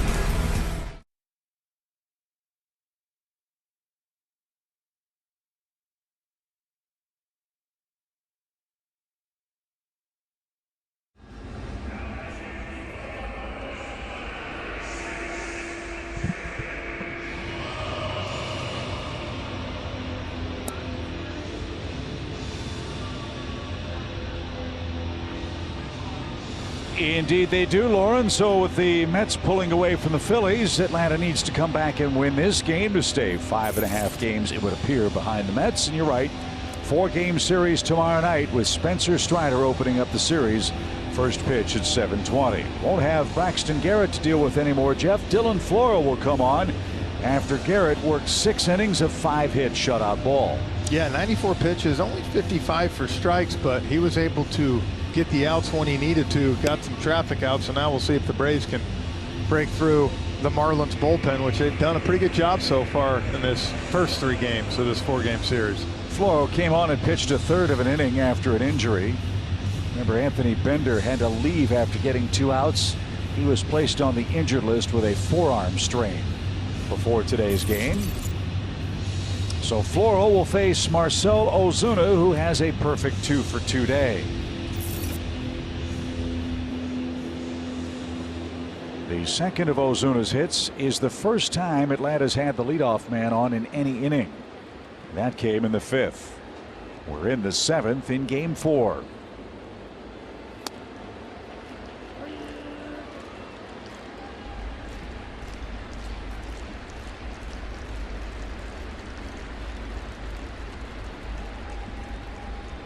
It's 1-0 Miami.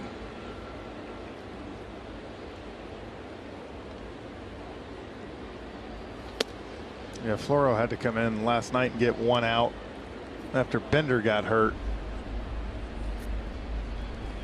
Had a really good year last year.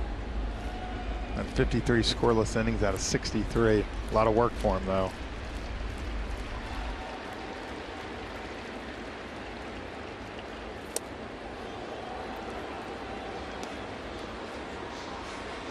One and 2 for Ozuna. Michael Harris waits on deck. Then Dansby Swanson. Just joining us, no Ronald Acuna Jr. in the lineup today.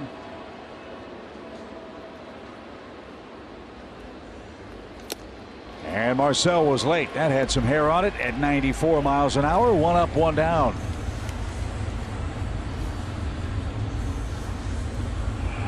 So a look inside the numbers as we promised. That's brought to you by Hyundai. This is why you feel very confident with 2+ innings left offensively. Yeah, that's how you win 69 games so far. You have a deep lineup. 9 players with 10+ home runs, as you mentioned, and most home runs and RBIs from any combination of 7 through 9 hole hitters in baseball. Great work.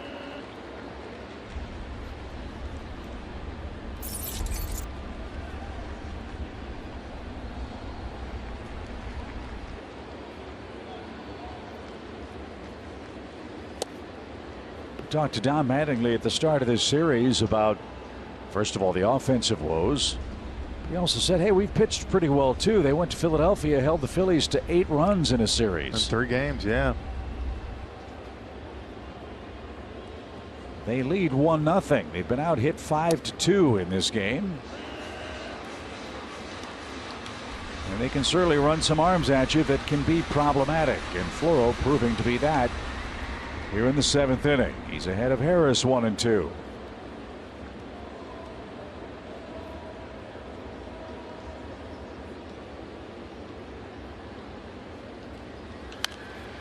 Lifted out of play, foul.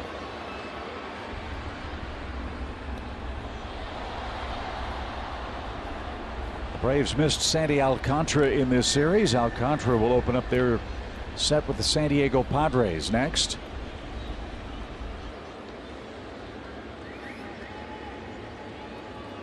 We play 4 with the Mets beginning tomorrow, and we can't wait to get home.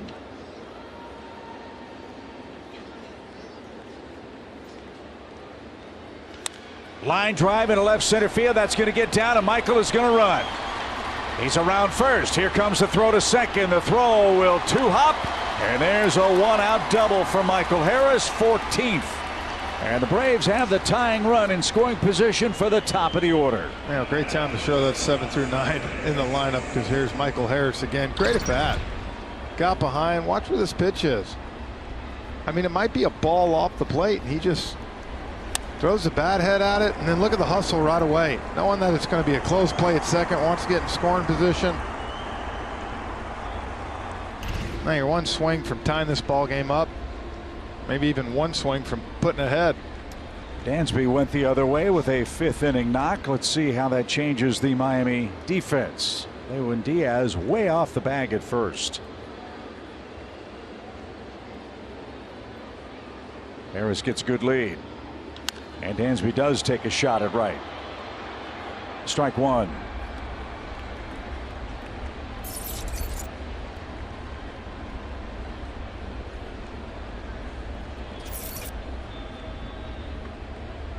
Big spot in the game. A chance for the Braves to get it tied.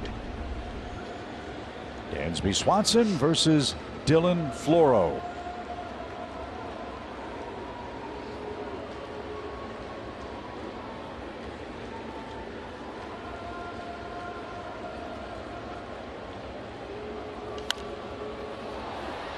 And hopefully we'll be able to send it to the stretch with the Braves tied or ahead. Stretch is presented by Synovus. Nick and Lauren are standing by in Atlanta. They'll recap what's happened in this big series with the Marlins. The Braves have won the first 3 games. They're trying to come back and pull off a 4-game sweep.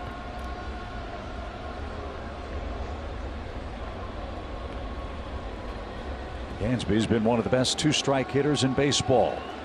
You can see the approach, trying to shoot that ball to the right side. He stayed inside 2 fastballs.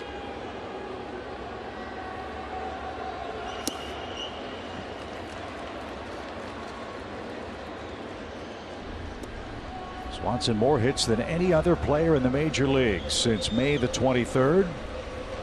He's got a 1-for-3 game today.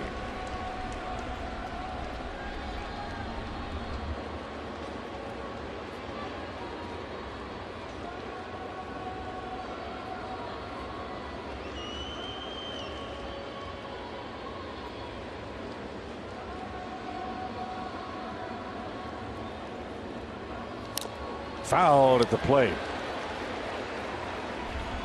That was a good pitch. That was a great job fouling that ball off. Had some heavy run and sink to it. Look at that thing moving. But you know what, Dansby, you better get it all the way in. Yep. Or he can touch one off down the line.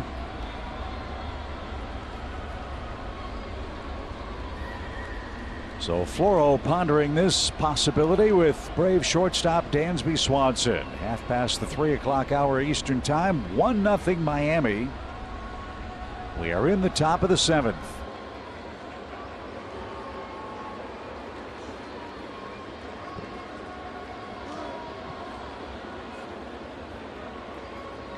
I'd love to see Dansby hit one between Lewin Diaz and the first base bag. And let him get in a scoring position for Vaughn Grissom, who's got a couple of hits.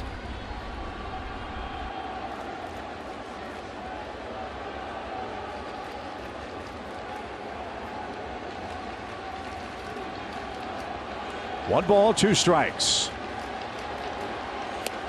Swing and a miss. Dansby can't advance the runner. 2 strikeouts in the inning. And here is Vaughn Grissom, Jeff. All 3 batted balls over 95 miles an hour for the Braves rookie. Can he provide a 2-out hit here? Come on, if you're him, you sit on deck and you're watching how he just threw Dansby Swanson. You got to know he's coming with those sinkers, and he's going to try to get me to roll over. He's got to be looking for something out over the plate that he can get extension on. Don't need a homer. Get it tied first with a hit. Braves have out-hit the Marlins 6-2.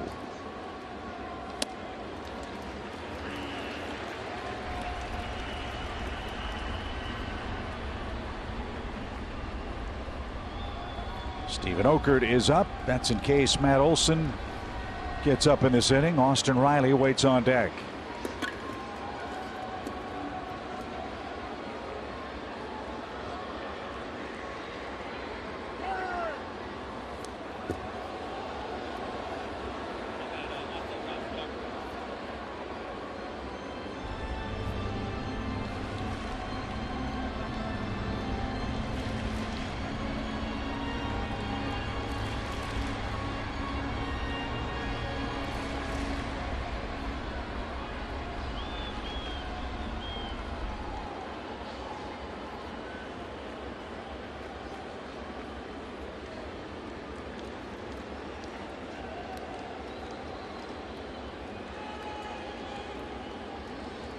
So no pitch after time was called. Grissom behind 0-1. He's got room between the shortstop and third baseman if he can rip one there.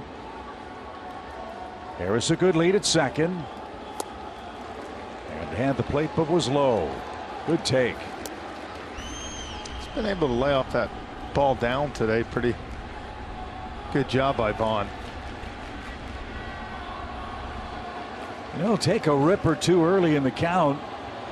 First time through the order, and then next time it's almost like he suckers the pitcher into thinking he's doing the same thing. I thought yesterday, that first game, he was really aggressive. Came out swinging. Like you said today, he's been very patient.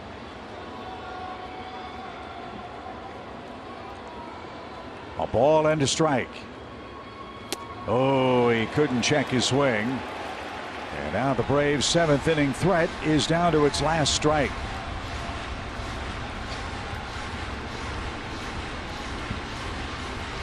That's the same pitch he got Dansby to go after and strike out on. That fastball a little bit up in the zone. Well, would he dare go there again? I would think he's either going back there, that hard cutter slider away.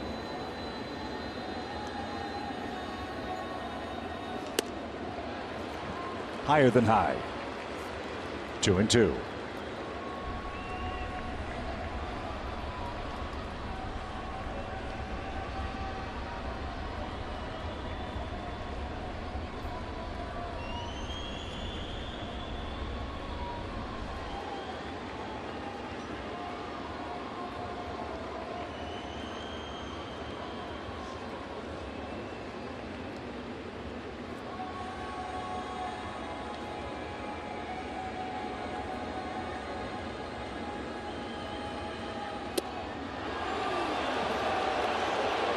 This kid's something else, isn't he? It's a good AB. That ball, that ball was good 6 inches off the plate.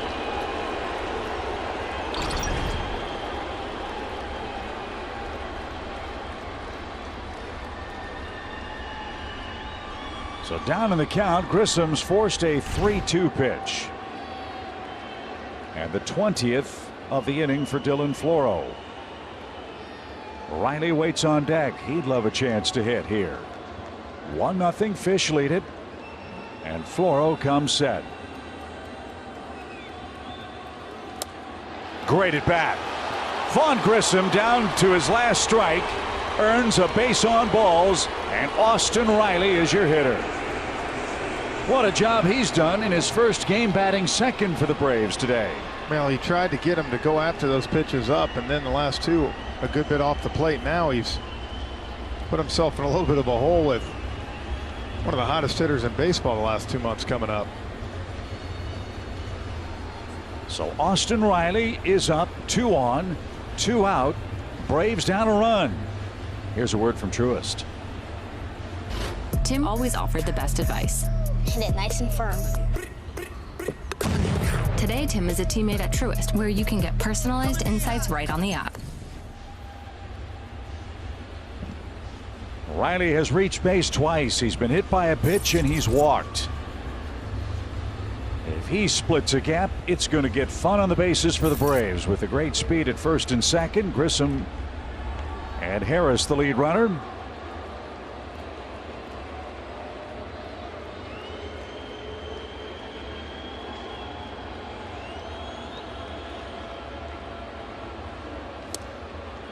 I mean, all afternoon, really, the Braves have had opportunities, Chip. This is the 5th inning out of 7 where the Braves have had 2 base runners. Yeah. Olsen, a left-hand hitter on deck. A lefty up in the Marlins bullpen. Let's see if Riley can make it academic here. A hit could tie the game. The pitch made him throw a strike.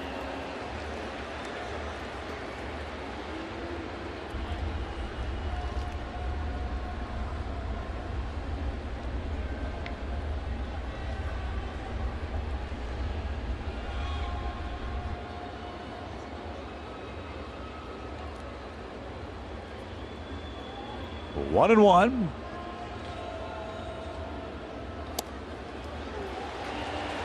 Perfect pitch. Austin knew it too. Right on the outside corner. Not much you could have done with it. So he got Grissom to 1 and 2, but lost him. What will he do with MVP candidate Austin Riley here?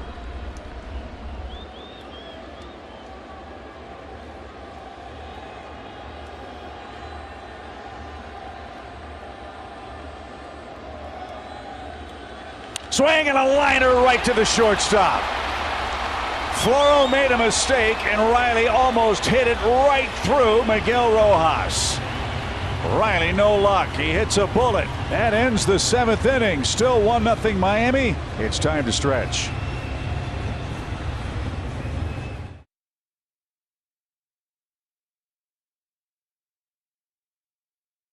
Riley, he got a mistake and absolutely crushed the baseball, but he hit it right to the shortstop.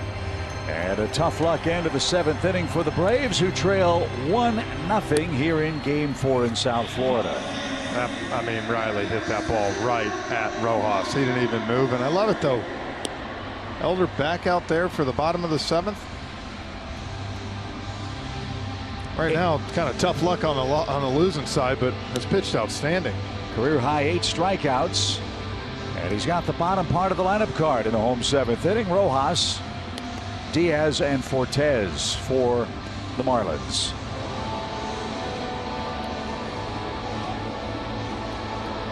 Kelly, what have you got?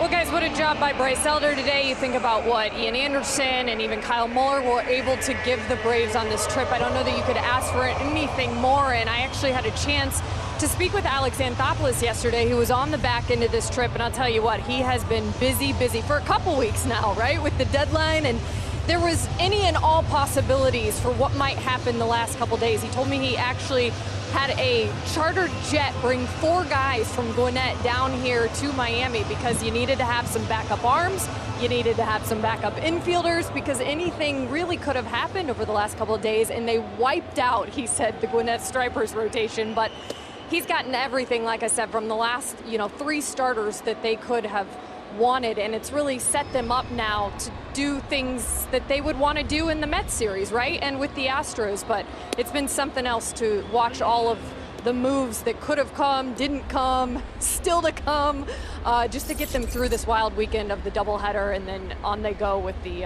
what is it, guys, 4 and then 7 game homestand. Yeah, there we go.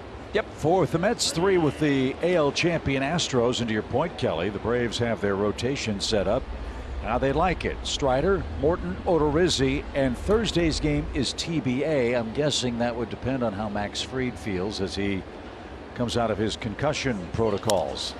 Fly ball into left field, and that's going to be caught on a back pedal by Eddie Rosario.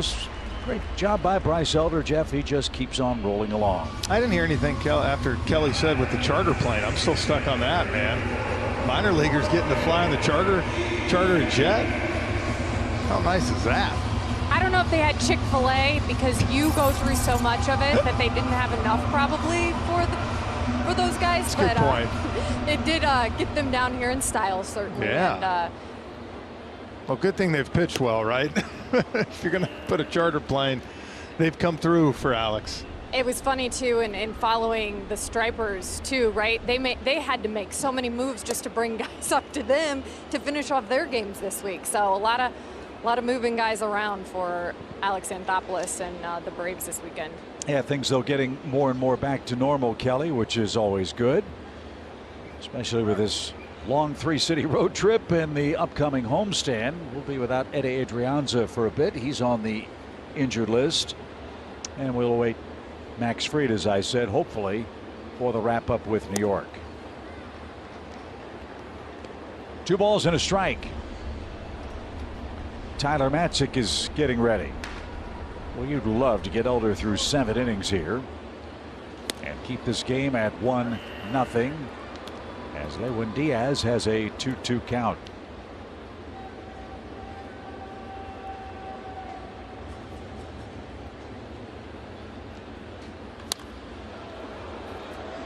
He got 2 walks in those first 2 innings, and besides that, he's had 1 more in the 6th, but other than that, he has been filling up the zone this afternoon. Again, he had a great July, 3-0 with a 2.48 ERA at AAA Gwinnett. That's the way he's pitched in this game. But he's down a run thanks to a 2-out hit from Rojas, who also snared the Riley smash to end the Braves' 7th. And a pop fly foul. That's confidence too when you're throwing well down there. I know people say, well, it's still, you know, AA, AAA, and that's true to a point. But like when Michael Harris came up, they had him on a nice run, and you want him swinging the bat well when he comes up. Swing and a miss. That takes care of Lewin Diaz. 9 strikeouts for Elder, and 2 are out in the 7th inning.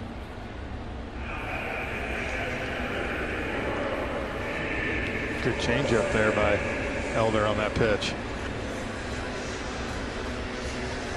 So make it an even 10, kid, and take care of Fortes, the Marlins catcher.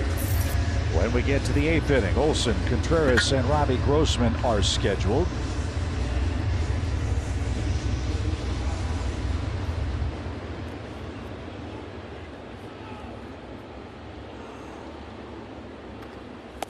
For Miami, it's more of the same. This is their 45th one-run game that they've played this year. And they're 19-25. On one hand, they play a lot of close games. On the other, they play a lot of close games and don't get the big hit. But they got one here with 2 outs as Fortes is aboard in front of Peyton Burdick. And neither Rick Kranitz nor Brian Snitker have moved a muscle at the moment. The 9th place hitter is coming up with a man aboard and 2 outs. Yeah, I think this is going to be Elder's last guy here. You get him out, you get out of the 7th. If not, with the left-handed Wendell coming up, you saw Matzik warming up down there. Love to see Bryce be able to get out of here, like you said, and give 7 solid innings. Isn't that funny, too? He's pitched a great game, but you'd feel a whole lot better with 7 complete rather than 6 2/3, Yep. right? But he's not there yet. Burdick 0 for 2. He is grounded out and struck out. And Elder, perhaps seeing the finish line, gets ahead with strike 1. Can't say enough about the job Elder, Anderson, Muller have done in this series. Runner goes, pitch high. The Contreras throw is off the glove of Grissom, and heading to third will be Fortes.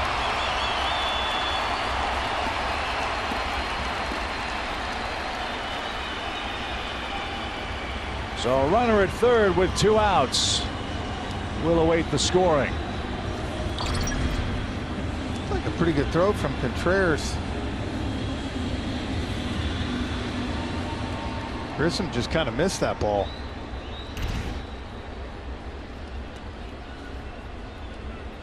So I'm going to score that stolen base E4 on the drop. That was a good throw.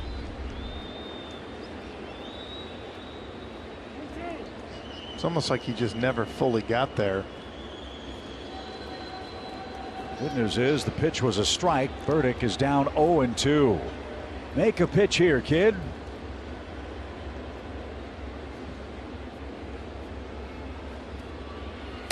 And he did just that. 10th strikeout. What a game for Bryce Elder. 7 complete innings in Miami, and the heart of the order is coming up. This kid deserves a win. Let's get some runs. 1-0 Miami.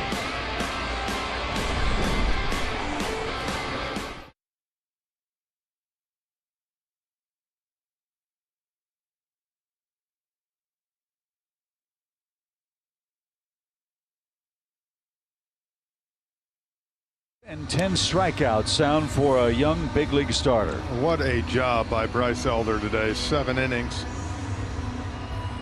Career high strikeout 10. Last guy to go 7 for the Braves.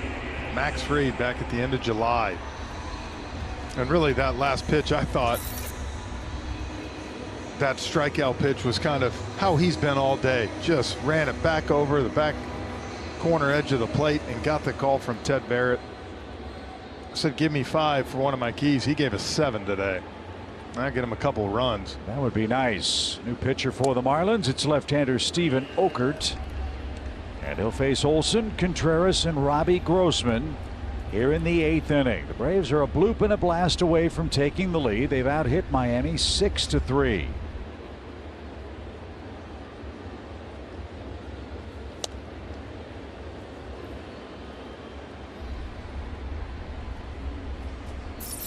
The key stat in the game for the Braves to this point is 9 men left on base.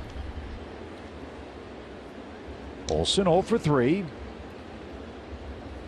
almost got hit and is ahead in the count. 2 balls and a strike.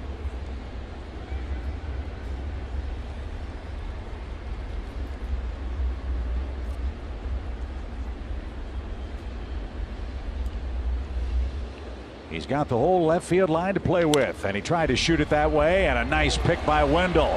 His throw is terrible. So there's a break. Wendell made a good stop, but in his haste overshot the target at first, and the tying run is on for the Braves here in the 8th inning. Let's see how they score this because of how far he had to go to the middle. I think it's going to be a base hit for Matt Olson, and it is. I think what Wendell's probably going to be frustrated about, Chip, was with Olson's speed, probably had a second here to at least set himself a little bit more so he knew he was throwing the ball. So now the Braves are 1 swing away from a lead here. Contreras is 0 for 3. And had a healthy cut there and fouled it back. Let's not overlook what William has done on this road trip. With the injury to Travis d'Arnaud, he has turned in the bulk of the innings behind the plate, with Chadwick Trump's game notwithstanding here in Miami. He's done good work behind the dish. Now let's see if he can chase home Olson and get us tied. The pitch.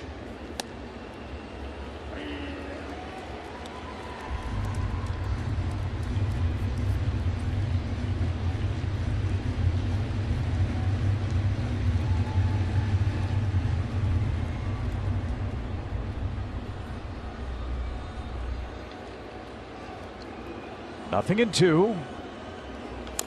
And fouled away. Jeff, I think they changed the scoring. Marlins have an error on the board now. They put it up there. It's still a hit, though, as of now. So maybe a hit and an error. It can't be because he's still at first. So I'm going to take away the hit for Olson for the moment. There they go. They put there it we on go. Them. This happened yesterday, though, too. The board and what the guy said were different.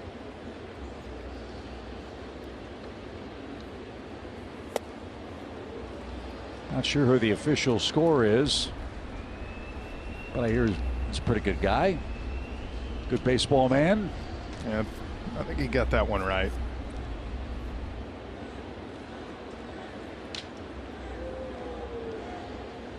One and 2 for the Braves catcher. Inside, 2 and 2. Tension building as the world champs are trying to come back and swipe one away in the 8th or 9th inning in Miami.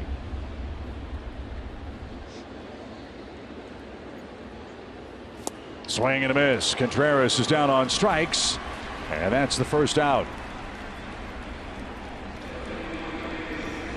He had him out front the whole time with that sweeping slider.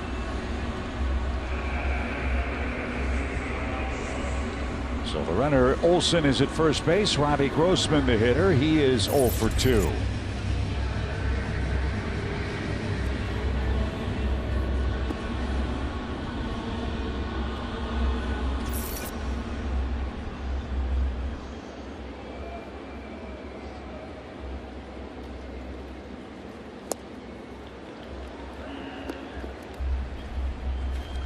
Guessing Tanner Scott will try to come in and close the game.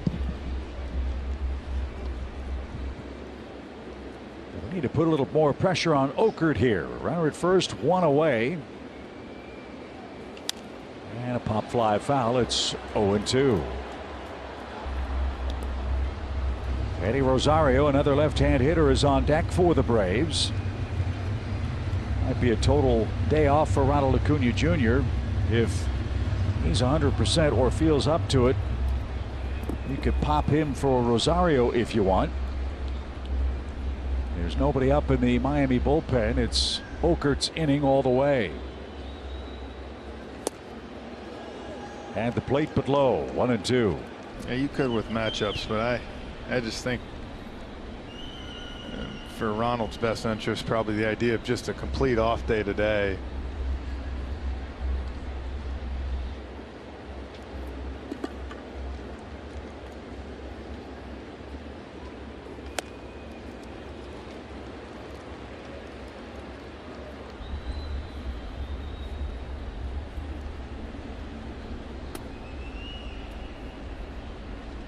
can also pop Guillermo Heredia if you wanted to. After that, it's slim pickings. The 2-2 pitch is hammered foul. Chadwick Trump, you heard Kelly report earlier, feels great today after getting treatment. He's had a big series, but he's your backup catcher. You do have Travis d'Arnaud still on the roster, but Travis not able to play. So the Braves a little short-handed as far as what moves might be available to Snit to pinch hit. And remember, you still have the 9th inning to think about. Yep. So those are the options for Snit at the moment with a man aboard and a 2-2 count. It's high. Good at bat for Grossman.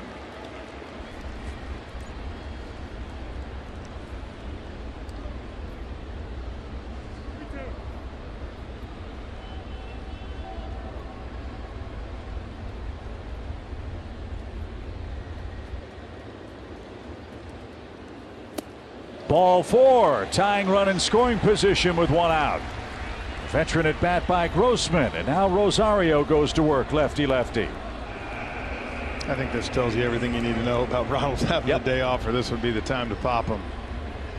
But Eddie, we've known, has been able to come up clutch in big situations a lot of the time. Going to have an opportunity here. Options for the Marlins a little dicey too. They brought up a kid named Andrew Nardi and Parker Bug from the minor leagues before the game today. Brigham worked a couple of innings yesterday. He's probably unavailable. As this one is squibbed right to the second base bag. Step there, throw to first, not in time. Rosario beats the wrap. And the inning continues for the Braves. First and third with 2 outs, and Ozuna coming up. Point being, if you can get to the right-hand portion of your lineup in either the 8th or the 9th, with the lefties available for the Marlins, you feel like you've got a good chance. And good hustle by Rosario. Good news was he kind of had to wait just a second to get to that ball to second base and allowed him to beat it out. Well, Ozuna's had a good day today. He's 2 for 3. Again, Jeff, they give him all of the right field infield to play with. Can Okert leave one out over the plate that Ozuna can drive the other way and tie this game? You know, both his hits today off Garrett the lefty.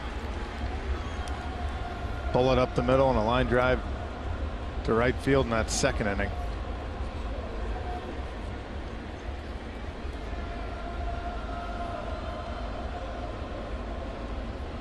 One ball, no strikes.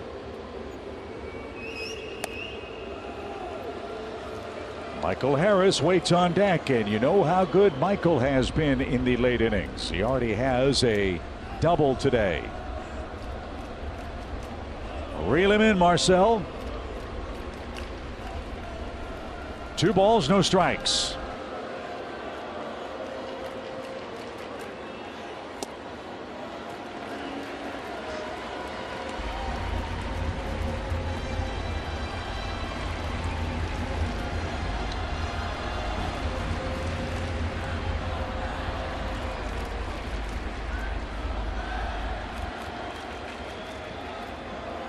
Still a hitter's count.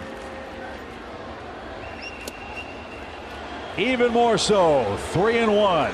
Good eye.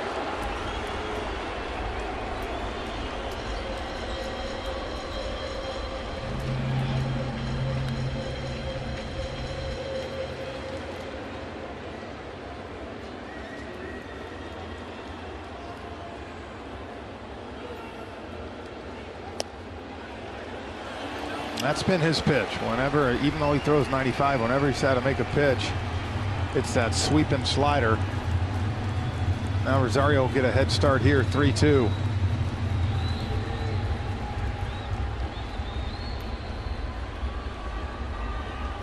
A full count in a 1-run game. Olsen at third, the tying run. The pitch. Strike 3 ends the inning.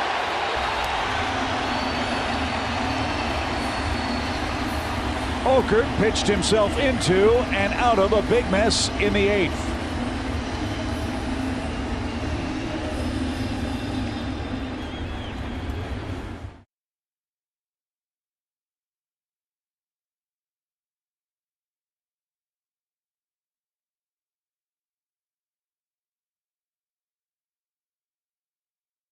Coverage in the game. Let's check out our T-Mobile coverage cam. The story today, Jeff, was Bryce Elder and that sinker. Well, I'll tell you what, he had all 3 pitches working today. Look at that movement, just all those backdoor sinking down. And right there, we think Snit got everything he wanted out of him. 40 swings, 9 missed total. Threw 41 sinkers, 28 for strikes. Well, the Braves had a chance in the 8th inning. Again, they've had chances all afternoon long. 11 men left on base in a 1-run game. But you're going to have Harris, Swanson, Grissom coming up in the 9th inning. Tyler Matzik will go to work in the 8th inning. Got to keep him right here. Offensively, you're down to your last 3 outs. Joey Wendell, John Birdie, and Jesus Aguilar, the Marlins hitters.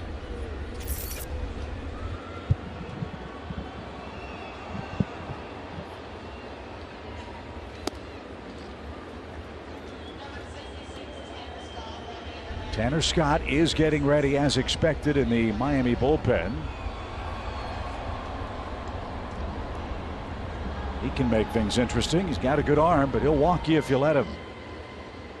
Joey Wendell takes outside. Yeah, and if you can keep it right here 1-0 with all the right-handers coming up, Michael Harris, you don't mind hitting left-handers. You like the possibility of pushing a couple across.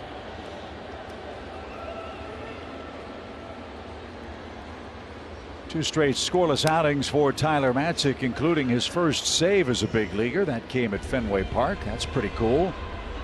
Matzik struck out 2 men on August the 9th. He picked up a win here on August 12th. 2-1 for Wendell. Ball 3.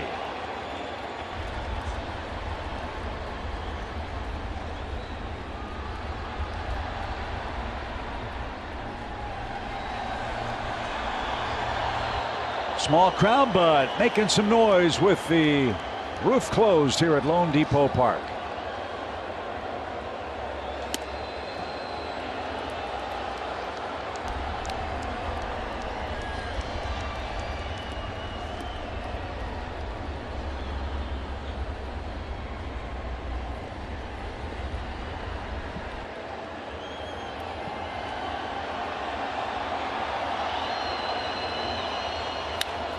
A base hit to left. Wendell with a big turnaround first. He'll stop there, and Wendell has a 1-for-4 game. Oh, nice piece of hitting. A fastball out over the plate. I just shot it through that hole. Now you've got some work to do. Happiest man on the Marlins lineup card that Bryce Elder's out of the game is this man, John Birdie, who went 0 for 3. And all 3 trips to the plate were strikeouts.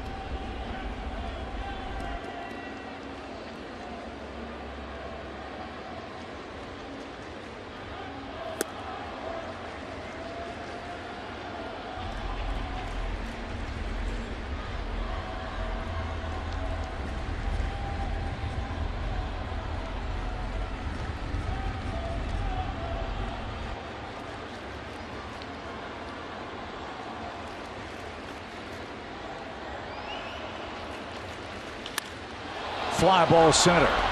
Well hit, but not well enough. Wendell back to first. 1 out for Aguilar. That was going to big boy land there in center field.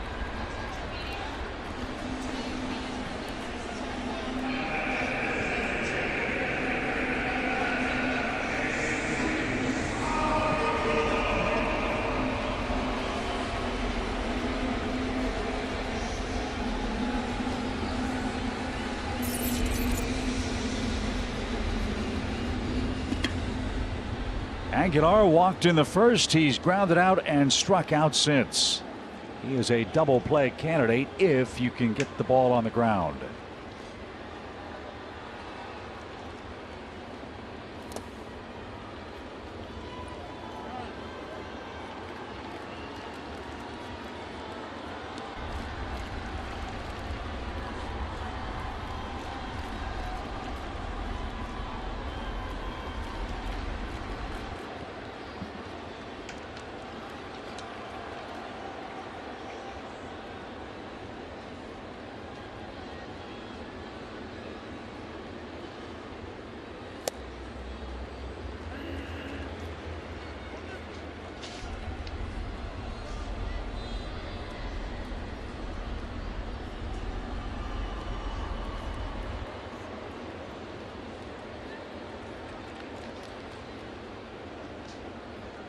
1 ball, 1 strike.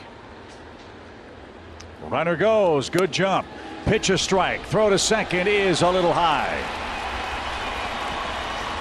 And a big insurance run in scoring position for the Marlins, who again lead the major leagues in steals.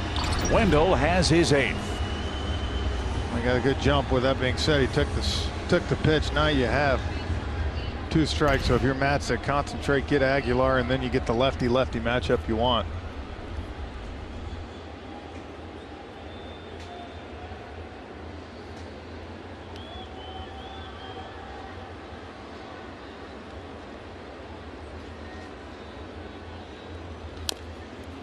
Aguilar fortunate to foul that away.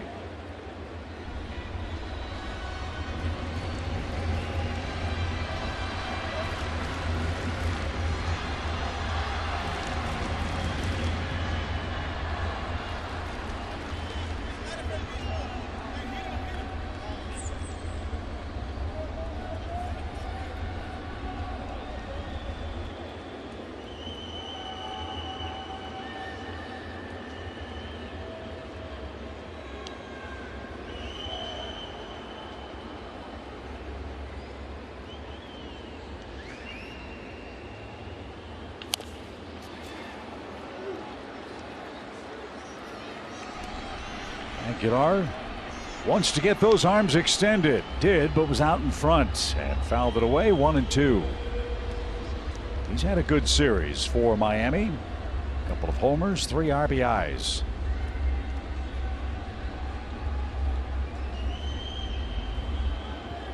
After Aguilar, you've got the left-hand hitting J.J. Bleday waiting on deck in a 1-0 game. There you go, swing and a miss. Matzik takes care of Aguilar, who asks if it would have been a strike. I'm not sure that it was. But it is the 11th Marlin to go down on strikes in this game, and the Braves are an out away from the 9th inning. I told you, every time he's been back here, you're starting to see that arm come back more. Those are the swings and miss we saw all year last year on Tyler Matzik's fastball.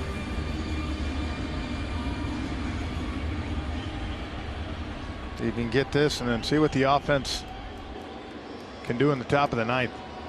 Bleday has the hardest hit ball for the Marlins. It was a double, and he's the only man to score so far today.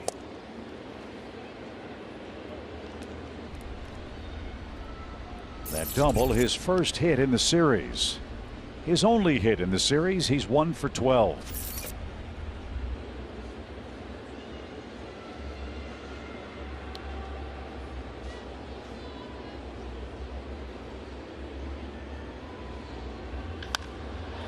Popped him up. Grossman is over in right. He's under it, and we go to the 9th inning. Good frame for Tyler Matzik. Harris, Swanson, Grissom. We only need 1. Atlanta Braves baseball is brought to you by Landmark Dodge Chrysler Jeep Ram. Xfinity. Supercharge your home with supersonic Wi-Fi. Unbeatable internet. Only from Xfinity. And by Synovus, the bank that helps you get there.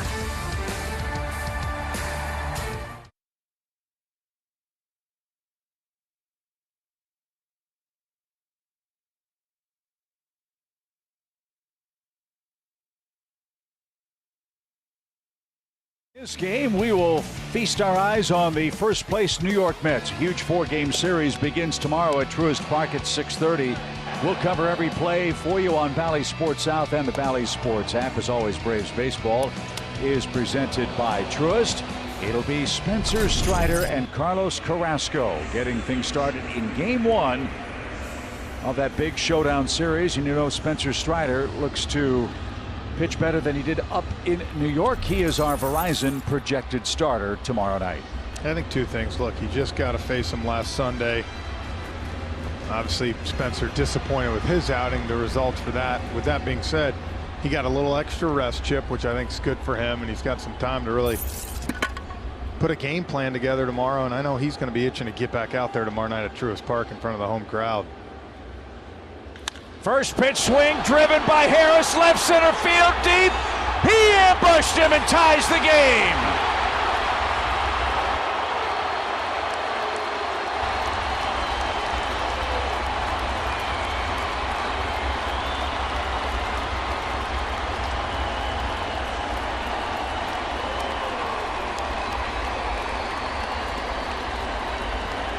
111 off the bat, just under 420 feet, left center. We talked all week about his opposite field power, the approach. Love this right here. Got a left-hander coming in. You know he wants to get ahead throwing hard, and he was ready for that fastball. Ties this ball game up. We said it earlier in the game. As the innings get later and the at-bats get bigger, he gets better. And Tanner Scott, who can make things interesting in the ninth inning, has done just that. A first pitch home run for Harris ties the game in the ninth inning, and it gets Bryce Elder off the hook. Wow. Now, tie game. Bryce deserved to be off the hook with this one, but that ball was a no-doubter. Let's take a look again. First pitch fastball, I mean, right down the heart. Money Mike knew it. I love, from the angle we have up here, watching that ball split that left center gap. Boy, it's pretty. So Dansby Swanson, the hitter. And that's fouled into the glove of Nick Fortes. 419 feet, lefty versus lefty. And Harris with 12 home runs. And 10 of those 12, Chip, off the heater.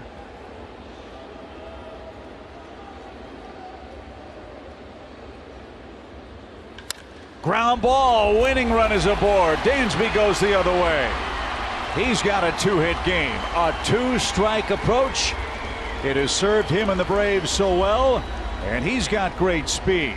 Grissom and Riley coming up. Atlanta's got some offensive momentum. Well, you know, all day today the Braves have had opportunities, and right here we talked 1 for 9 with runners in scoring position, 11 left on coming in to this inning, and we said the one thing about last inning, we did not score, but you brought up 5 guys and you flipped the lineup up. Now you got the right spots up. Great game for Grissom. He's reached base 4 times. He's got 2 singles. He's reached on a force play. And he walked in the 7th inning after falling behind 2 strikes. What do we say about this Braves team? They never quit. No, they don't.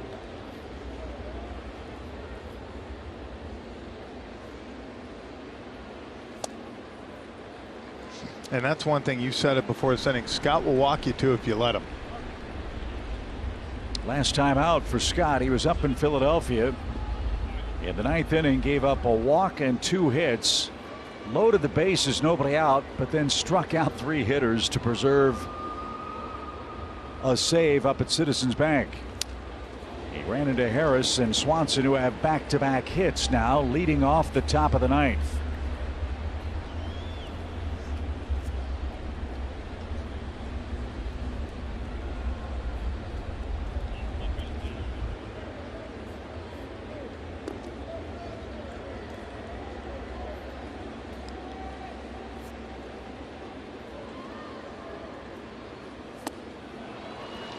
Two and two. I was a little excited on that one.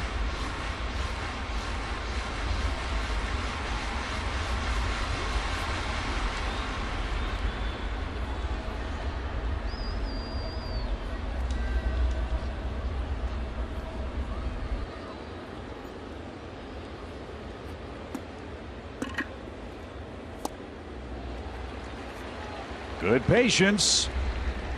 Take a walk, put the winning run in scoring position. Well, he had a great walk back in that 7th inning off Floro.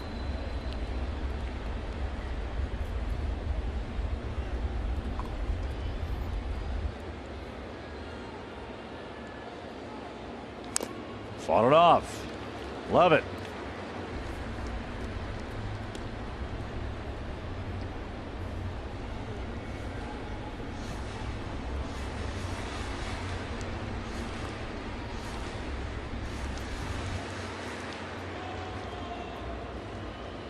Scott will have to tangle with Austin Riley, who waits on deck. He's owed a hit today.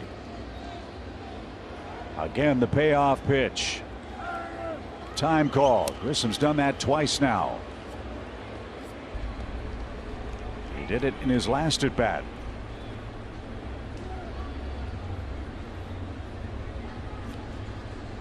Michael Harris, a leadoff home run. Swanson with a 2-strike single. Again, a 3-2 pitch. Runner goes. And a good cut. Grissom fought it off. And he'll see another. You got to keep an eye on Dansby. He's not afraid to swipe a bag.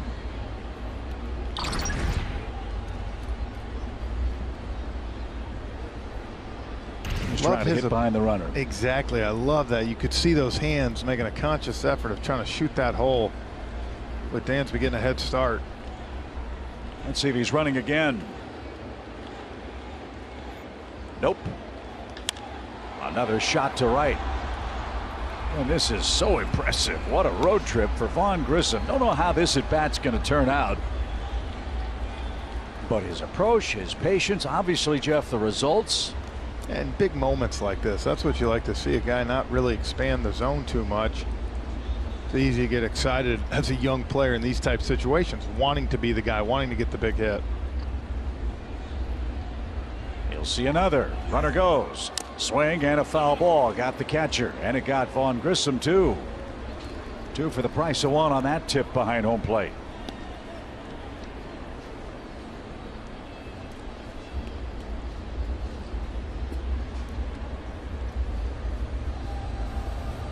How about this, Jeff? In one of the biggest moments of the game, Grissom has seen 9 pitches. Outstanding. And you know what Scott's thinking right here after that foul ball off the foot. Usually they go right back in there.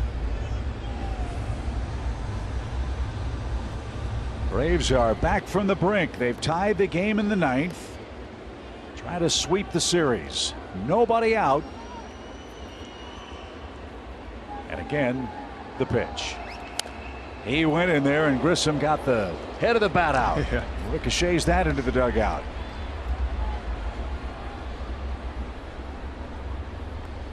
Pitch number 11.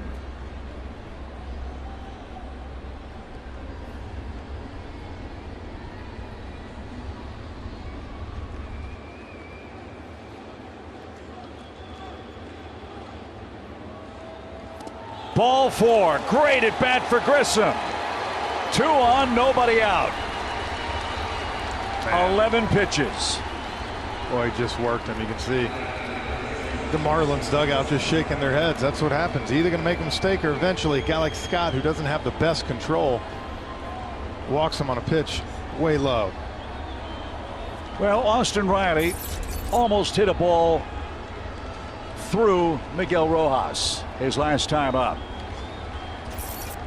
He lined out. It is 0 for 2 on the day.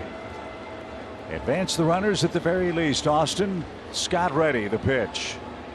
Swing. Little pop into shallow right center field. Coming on hard is Anderson, and Riley is out number 1. That's a shame. After a long walk to Grissom, Riley swings at the first pitch and is retired. And now it's lefty versus lefty. Yeah, Scott was able to just jam Riley on that one. Well, we told you Olsen leads the National League in RBIs since July 1st. You know Matt can hit lefties. They give him a lot of room left side. A hit gives you the lead. The pitch. He took a shot at left. Strike 1. Well, for Matt now, you've seen nothing but lefties today. Faced Garrett 3 times, Okert, and now Scott. Matt's looking for his first career hit against the Marlins reliever. This would be a perfect time for it. 2 on, 1 in, 1 out.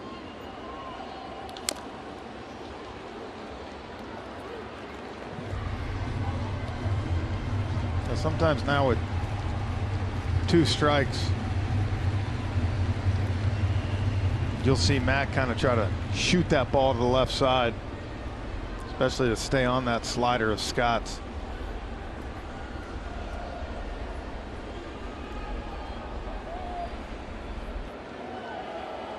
No balls, 2 strikes.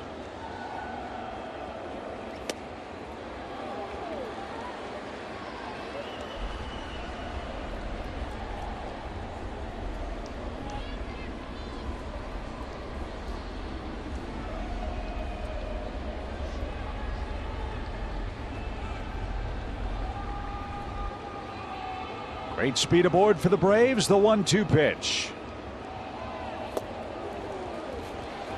Throw back to second. Dansby broke on a ball in the dirt, and they're going to chase him down. Misread by Swanson. A rare base running mistake. And Fortes, a good play to get Swanson for the second out. Dansby thought that ball had bounced a little bit farther than it had. Got right from him. At that point, he was in no man's land. So break. 2-6-5. Grissom couldn't advance on that play. And now the Marlins will align their defense with 2 strikes, 2 outs, and a tie game.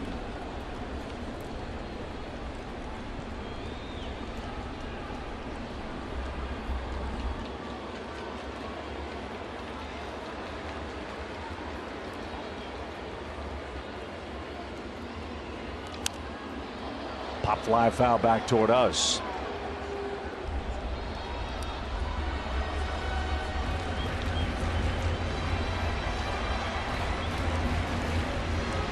And you like the way this inning is set up after that long at bat by Grissom, first and second. Well, you can get him to scoring position with a hit or a walk.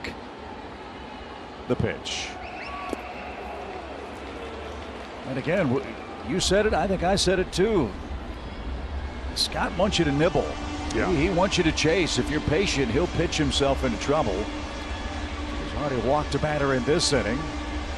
And now Matt Olson, who leads the Braves team in bases on balls, will face a 3-2. And the advantage here for Atlanta, with a full count, Grissom with his good speed will get a head start. If Olson can hit his 37th double, we might be in business.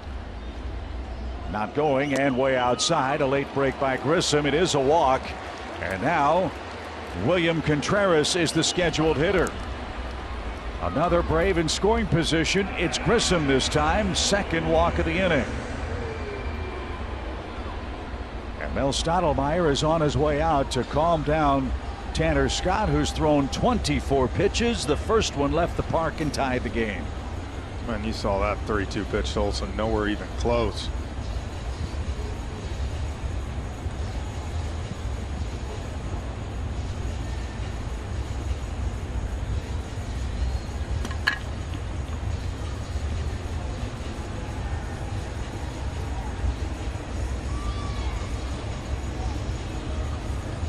Not much needs to be said here. The Marlins can ill afford to give up another hit to the Braves here. Contreras is 0 for 4 on the day. Atlanta has left 11 men on base in the game. They've got 2 more aboard here in the 9th. And a Harris home run has us tied. Here are the splits for the Braves catcher. Yeah, obviously a lot more ABs. You see off righties. It's done damage, but a 981 OPS against lefties. William loves to hit the fastball. See if he can get one in the zone from Scott. He's got room to play with on the right side. Remember, Brian Anderson threw out a runner in the second inning on a base hit by Ozuna. Make him work. The pitch. Ball 1.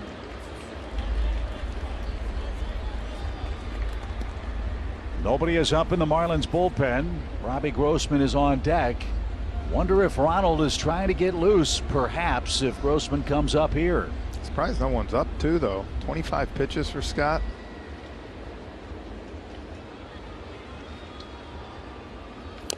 Didn't mean to. Fouled away.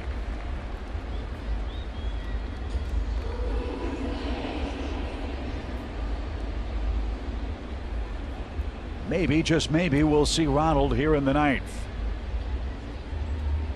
The options for the Marlins relief corps very limited today. They may be down to 2 kids they just called up if this game goes further than the 9th. We shall see. The 1-1 pitch. In the dirt. 2-1. Good patient approach here.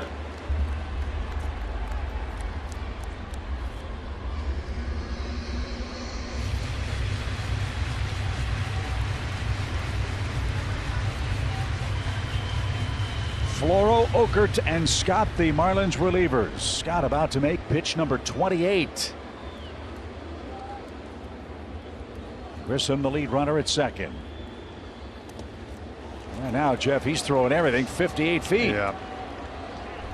I mean, it's pitch Williams swung out was the ball. As you see, someone's finally getting up. That's Andrew Nardi, who will make his major league debut when he gets into the game. Again, Nardi and Parker Bugg are the most likely guys available to pitch in this game. And they were just called up today. 3-1. That was a good pitch, and now the runners will get a head start. William, don't let the umpire decide it for you. It's been a big strike zone today. And the pitch of decision is on the way. Right back where it came from. It's a base hit on the infield. Throw to the plate is going to be late. Vaughn Grissom scores another run.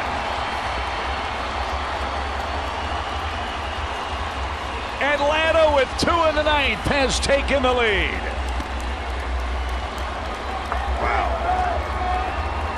Good job by Grissom. That was a heck of a stop up the middle, and he never stopped going around third.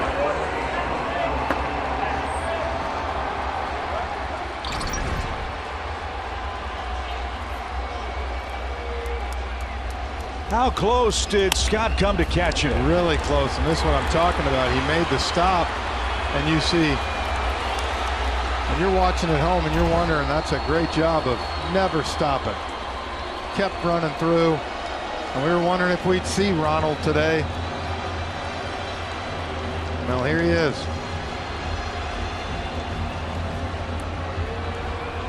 How about this?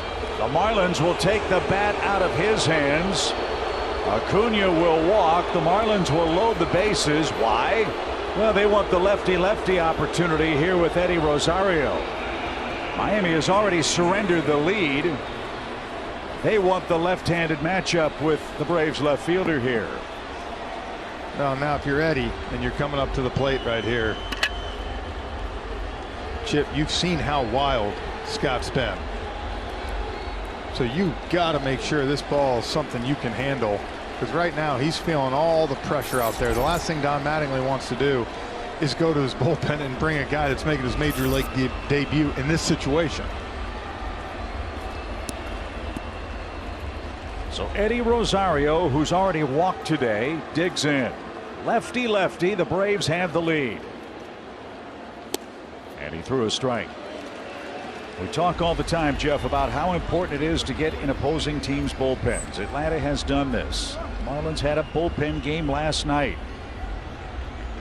All those innings they pitch have caught up with them in Game 4 today. And Scott with 32 pitches gets ahead 0-2. There's that big zone we talked about. So Kenley Jansen will get a chance in the ninth inning with a lead. He'll have the 5, 6, 7 hitters for the Marlins. How big will his lead be? We're about to find out. That gets away. Here comes Olsen. He's going to score another 58-footer. It's 3-1.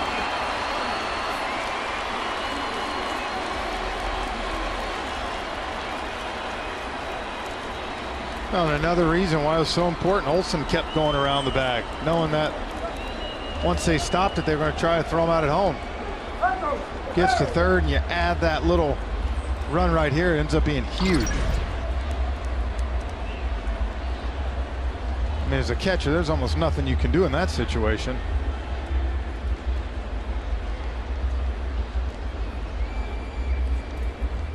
Well, we called this one, partner. We talked about Tanner Scott. He's got a great arm, but he's been awfully wild in the ninth inning. 3 walks, 1 of them intentional, a wild pitch, deep counts. He's thrown 33 pitches. And with the Marlins backs up against the wall, he's their lone option to try to get the last 3 outs. He's gotten the first 2 of them. And another one swept out of the zone. 2-2. So as I say, if you're Contreras on third base right here with where Wendell's playing, you really got to get a nice lead, because even if that ball scoots away a little bit, if you're down there a good 25 feet, you can tack on another one. You can see him walking down that line. The Braves with 3 in the 9th inning now lead.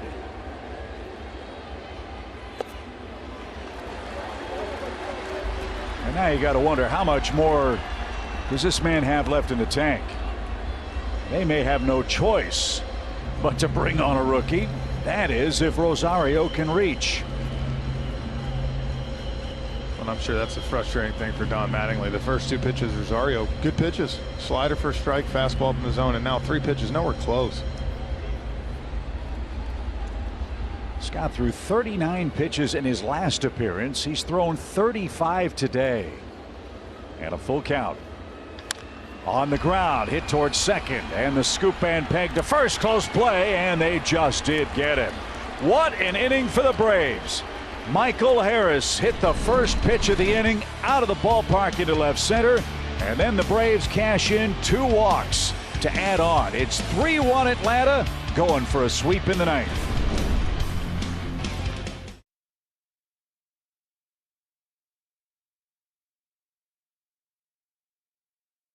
Braves, 3 of them score. The Marlins pitched around Ronald Acuna Jr., and he will take over in right field for the final 3 outs. Hopefully they'll be gotten by Kenley Jansen, who will face that man, Brian Anderson, leading off for the Marlins. What an unbelievable turn of events. It all started, Jeff, with a center cut fastball to Michael Harris, and he tied the game with 1 pitch. Yeah, it got him. First pitch right down the middle, probably the best pitch for location-wise he made all day as far as a strike for Scott. And after that, the wheels kind of fell off. And he was lucky. The Braves kind of gave him a couple outs that inning too. But now, nonetheless, 3-1. You got Kenley Jansen on, and you got a chance to sweep this whole week. 6-0 on this second half of the road trip. Kenley Jansen is pitching for the 3rd straight day. This is something the Braves don't like to do. But with Raisel Iglesias pitching twice yesterday in the doubleheader, you go with Kenley Jansen here in Game 4 of the series. Kenley, 2 innings, 3 walks, 2 strikeouts, and it's been the walks that have frustrated him, to say the less, at least.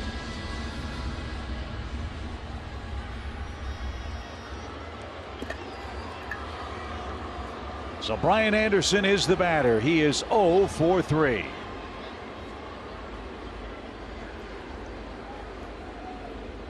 Braves lead 3-1 in the 9th. And a good strike for Kenley. Strike 1. And the last time the Braves swept a 4-game series against the Marlins, it was 4 years ago in Atlanta. The Braves are trying to wrap up a 7-4 road trip and come back home with a 6-game winning streak.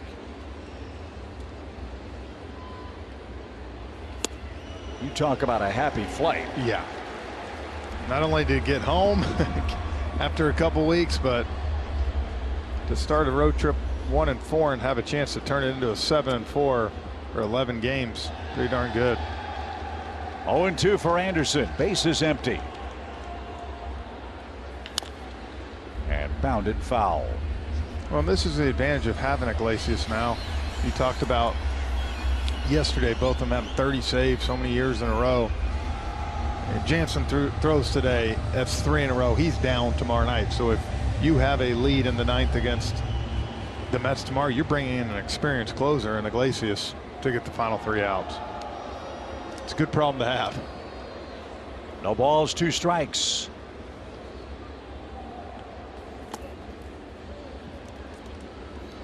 Spencer Strider will tip off the series for the Braves. Carlos Carrasco for the Mets. Braves Live will start our coverage at 6:30. First pitch 7:20.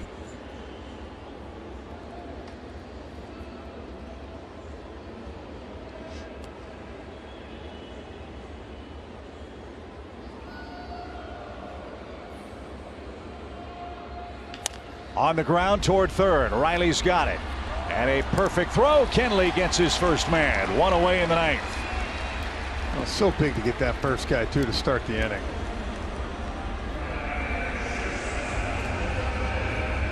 For the Marlins right now, because of that pass ball, it's not a one swing tie the ball game up. You got to get a base runner first. So Jansen 2 outs away from Jansen's third save of this series and his 27th of the year. Rojas has the lone RBI for the Marlins. That's the other subplot of this game. Bryce Elder held him to 3 hits and 1 run. Matzik gave up a hit in a scoreless inning. And the Marlins are 2 outs away from going 15 straight games, Jeff, scoring 3 or fewer runs. I'll tell you what, too, Bryce Elder might not get the W on paper today, but if you could give him one, what an outing he had. 10 strikeouts, a career high, as well as the 7th inning start.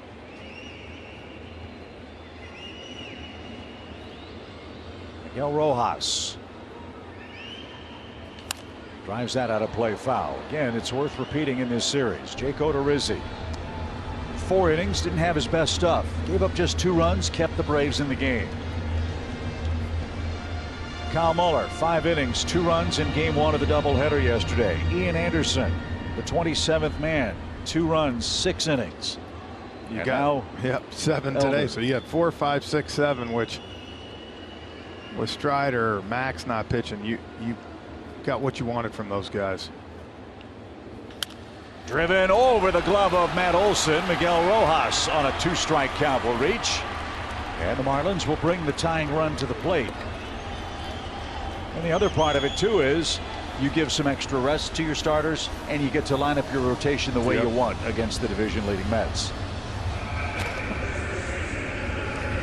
So Rojas, a 2-hit game for the Marlins. And Lewin Diaz, the hitter, he's 0 for 2 with a walk.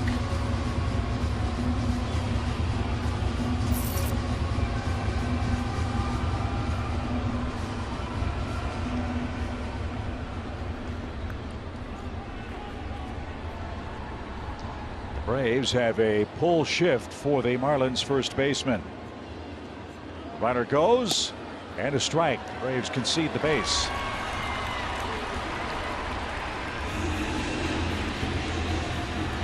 Smart play by Contreras. Kenley takes a long time to get rid of the baseball, and so that takes away the double play. It doesn't take away the shift.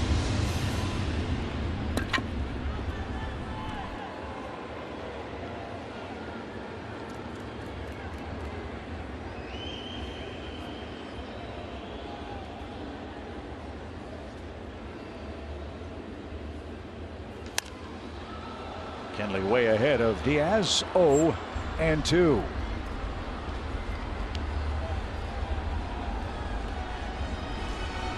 Braves sitting on 69 wins, going for number 70 today.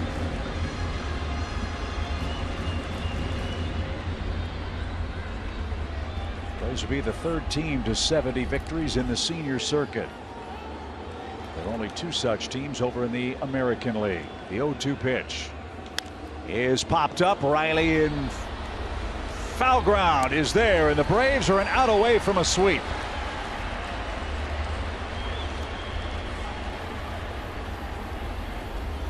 And Nick Fortes, the catcher, is the final hope for the Marlins. He's 1 for 3.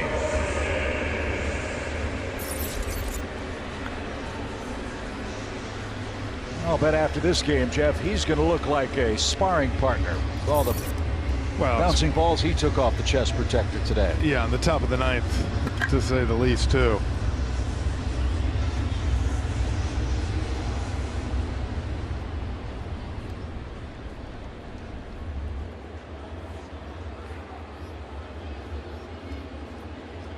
Kenley Jansen versus the Marlins 8th place hitter. And fouled away, strike 1. Rojas was dancing between the 2nd and 3rd base bag. He took off and has to head back on the foul straight back. 0-1. Yeah, Jansen's telling Rojas, I'm not really worried about you. Get this guy right here and finish the game off. Yeah, Rojas's run means nothing in a 2-run game. The Braves with 3 in the 9th. And something else we talked about, this team plays you a hard 27 outs.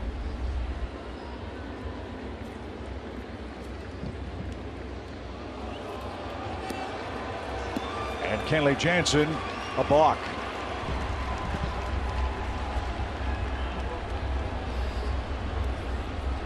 You don't see that too much, do you?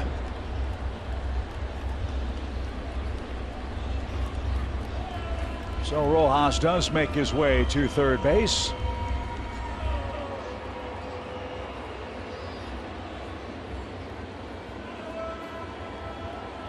And now he's ready with the 0-1 count.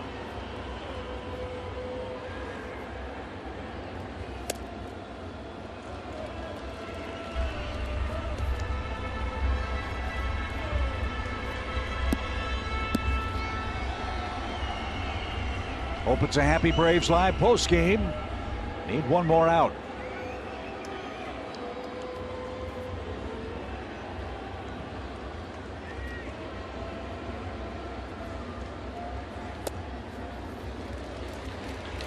What you don't want to do is bring the go-ahead run to the plate. Here's how Kenley balked. Whoops. Was in contact with the rubber. If you drop the ball, that's a balk. 2-1.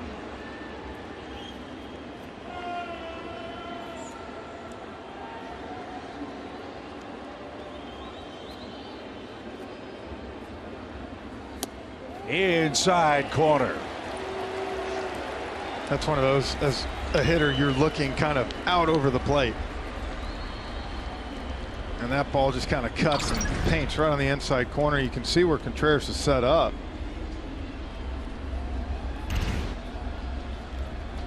Loved hearing Tom Glavine say if you could patent that pitch, you'd never lose. Yeah.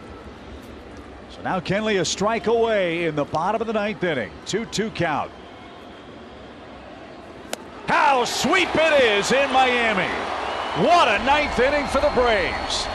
They polish off the Marlins. They win it 3-1, and Jeff, they wrap up this road trip 7-4. I'm going to give you the note you need for this 4 games with this Atlanta Braves pitching staff. What they did with Elder and Odorizzi grinding through that start. Anderson, Muller, 3 for 31 with runners in scoring position for the Marlins in these 4 games. And granted, the Braves weren't able to score early, but we talked about if they could just hold it off in that 9th inning. Harris with the big home run, and then great patience by Vaughn Grissom also today with 2 big walks late in this ball game. Yeah, the kids had a great road trip and a great game today. Vaughn Grissom, 2 walks, scored another run. That's 5 straight games with a run scored for him. And you talk about a happy flight. We'll all be smiling like Vaughn Grissom after beating the Marlins by a final of 3-1. Hope to be smiling after game 1 of our series with the Mets tomorrow night. Spencer Strider takes the mound. We'll break it down for you at 6:30 on Bally Sports South. The Braves have swept the Marlins at Lone Depot Park. For Kelly Kroll and Jeff Francoeur, I'm Chip Carey. Thank you for joining us. We'll see you at home tomorrow night at Truist Park.